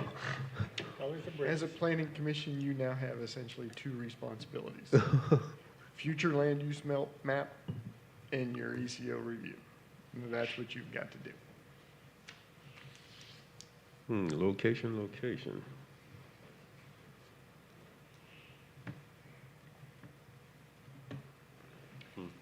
Excuse me, Ms. Clary, is on page 183, 182, 183, 184, all that blue, and then there's some blue highlighted in yellow. Is all that state regulation,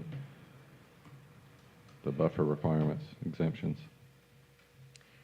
Those were copied and pasted from the ECO and incorporated into the landscaping. All of that blue section on those 3 pages, or is Yes. the highlighted part? All of it. Is there some reason it's highlighted? I just wanted to make sure I understood. Okay. Well, actually, let me verify. It was highlighted because I did send it to the attorney just to verify that it could remain in. Thank you.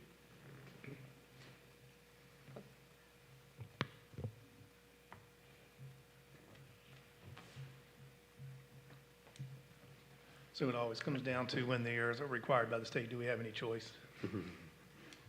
Right. Mr. Eldridge, is there anything that you feel like you need more time to work on to give us further information? Or do you feel like this addresses what we need to do in the short term? Short term. Very short.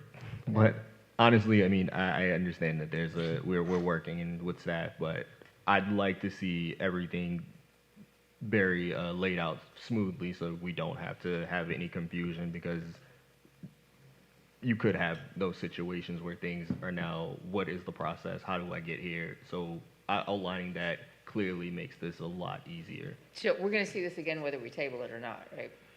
So these changes would make us legal in the near term. These changes would make you, would help you get by. I'll say that. It will help you get by. Okay. You have some projects in a pipeline, so you do run the risk of stopping some of those projects or holding some of those projects up in limbo. For example, if you were to, a site plan gets approved and it comes to you all for design review, and you then said, hey, well, we don't like the design review or something like that, they can say, well, we got a site plan too. So what does the site plan give us? So you kind of have to pick your poison there. Okay. So would it be your advice to approve these changes? Recommend approval to town council this evening?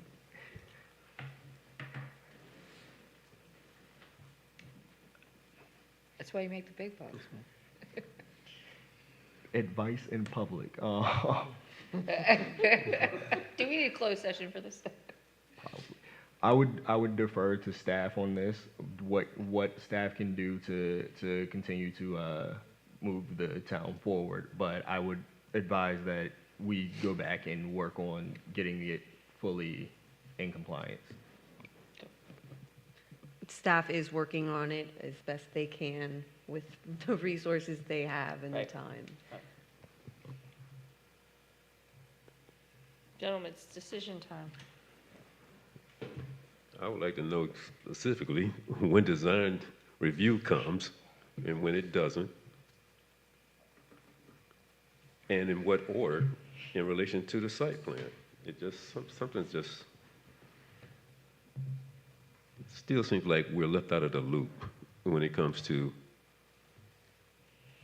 what a developer is bringing. If we have no comment, if we don't get a chance to make comment early on. And it sounds like there are situations where we wouldn't get an opportunity to make comment if the site plan is handled entirely by the zoning administrator. So it's like we're in a situation where we just tore in the line. We got really nothing to do. If Except it's not in color. the ECO, you wouldn't. Yeah, color and, what was it? There was two things, colors and, Siding. sidings. Yeah, material, yeah.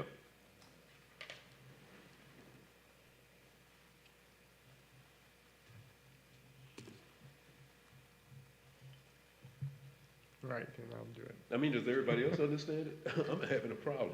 I'm having a problem with where we come into play in this situation. Everyone else understand it? Yeah, like I said, we've got future land use map. Because we do, we got the comprehensive plan. That's your responsibility. Go update the comprehensive plan and put in there what you want to see for the future plan. And you got ECO review. Everything else has been pushed to the point where it's administrative.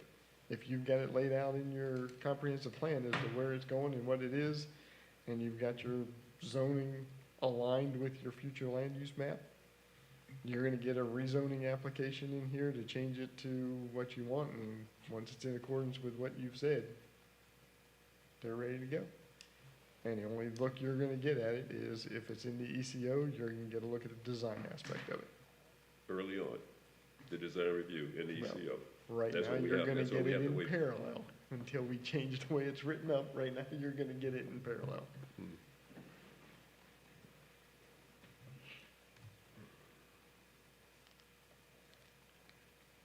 So with that, Yes, Mr. Yoko.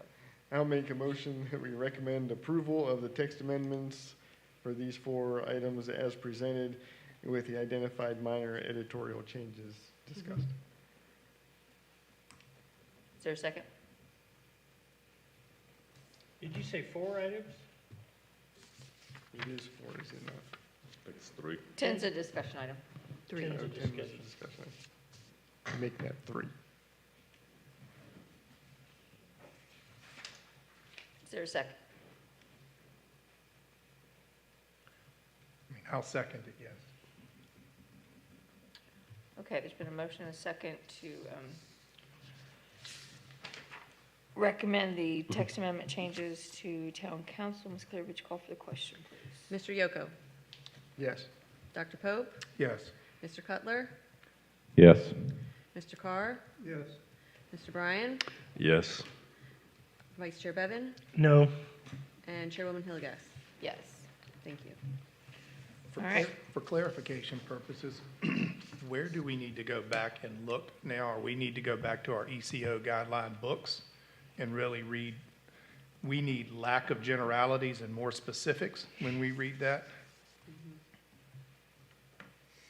That's for what it that sounds like to guideline me. book. That is correct. That is what's guiding your decisions on the colors and the materials. And then when it comes down to our ordinances and our downtown neighborhood residential, we have sideline setbacks, height restrictions, et cetera. But now do we need specific foundation restrictions on the types of round foundations that may be allowed in the various zoning ordinances in order to accommodate for the modular homes, such that it needs to be on a continuous foundation brick if it's in our historic overlay district, Is it that type of things, or do we need to be reading this with such specificity such as that to make sure that we're in full compliance with a stick-built home and a modular-built home? I need to know how to go back and read these booklets and go back through them and look at them and sideline them and say, do we need to review all of this before the date of whatever magic date that comes up again? I believe foundations was on page 90 of the Historic District Guidelines. Yeah, but I need to figure out how specific we have to be in language. Those are the issues. I don't know that book off the back of my hand. I'm just trying to figure out what I've got to read in order how to interpret. I would say the design guidelines are located in the ECO guidelines.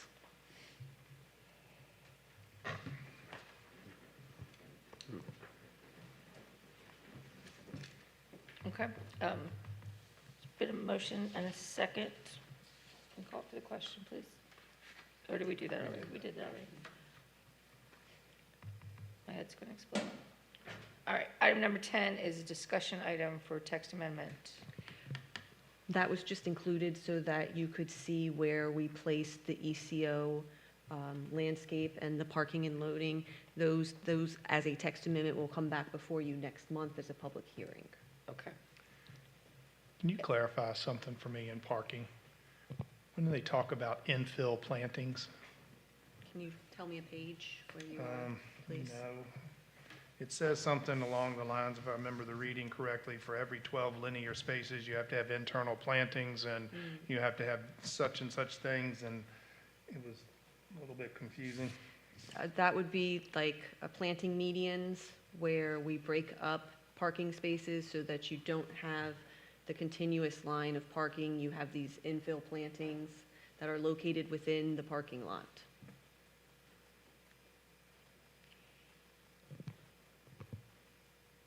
I'll have to read back on it a little bit more, but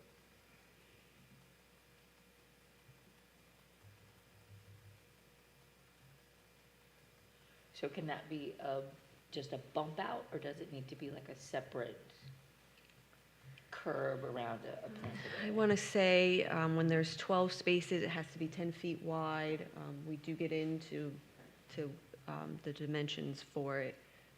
And then it depends on how many parking spaces you have and whether or not they are 24, how much space you need to have, and the amount for a door to open to be able to clear it.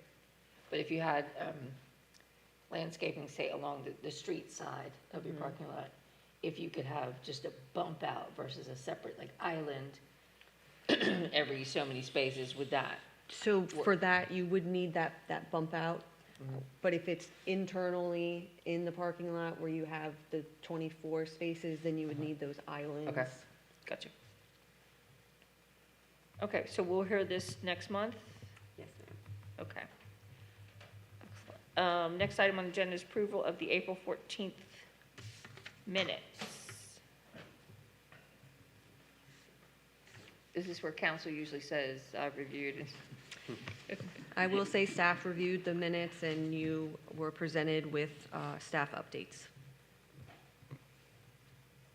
Okay. Is there a motion for approval? so moved. Is there a second? Second. All in favor of approving the minutes as presented? Aye. Any opposed? Excellent. Do we have a director's report, Ms. Clary? Yes, thank you. I will be quick just to remind everyone that we are using that agenda portal.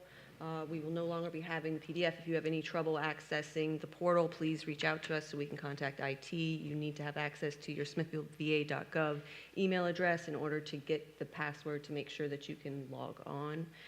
The other thing is I do have an exercise for the Planning Commission. There are black pens. Here's 4 sheets that we're going to pass down. It will be anonymous. It is the land use matrix.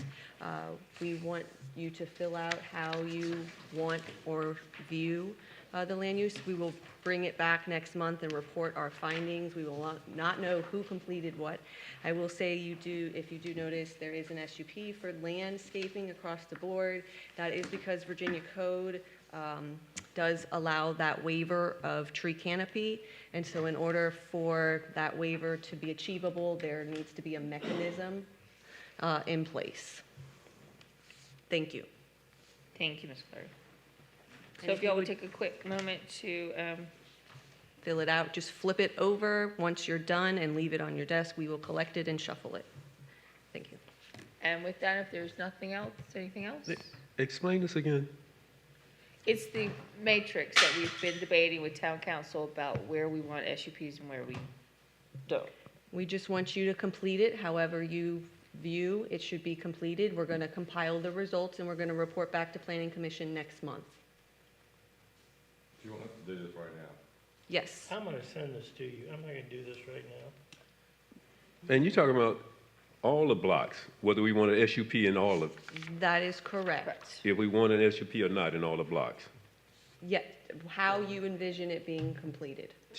But I thought we were going to debate that, and Yeah. why it's appropriate in some areas and not in others. We were going to give Planning Commission an overall viewpoint of what the data that we collected so that then we could then discuss it. This is just a straw man to see where everybody is. Right, I get it. But again, all have the same pen color, anonymous, flip it over so that we cannot identify. I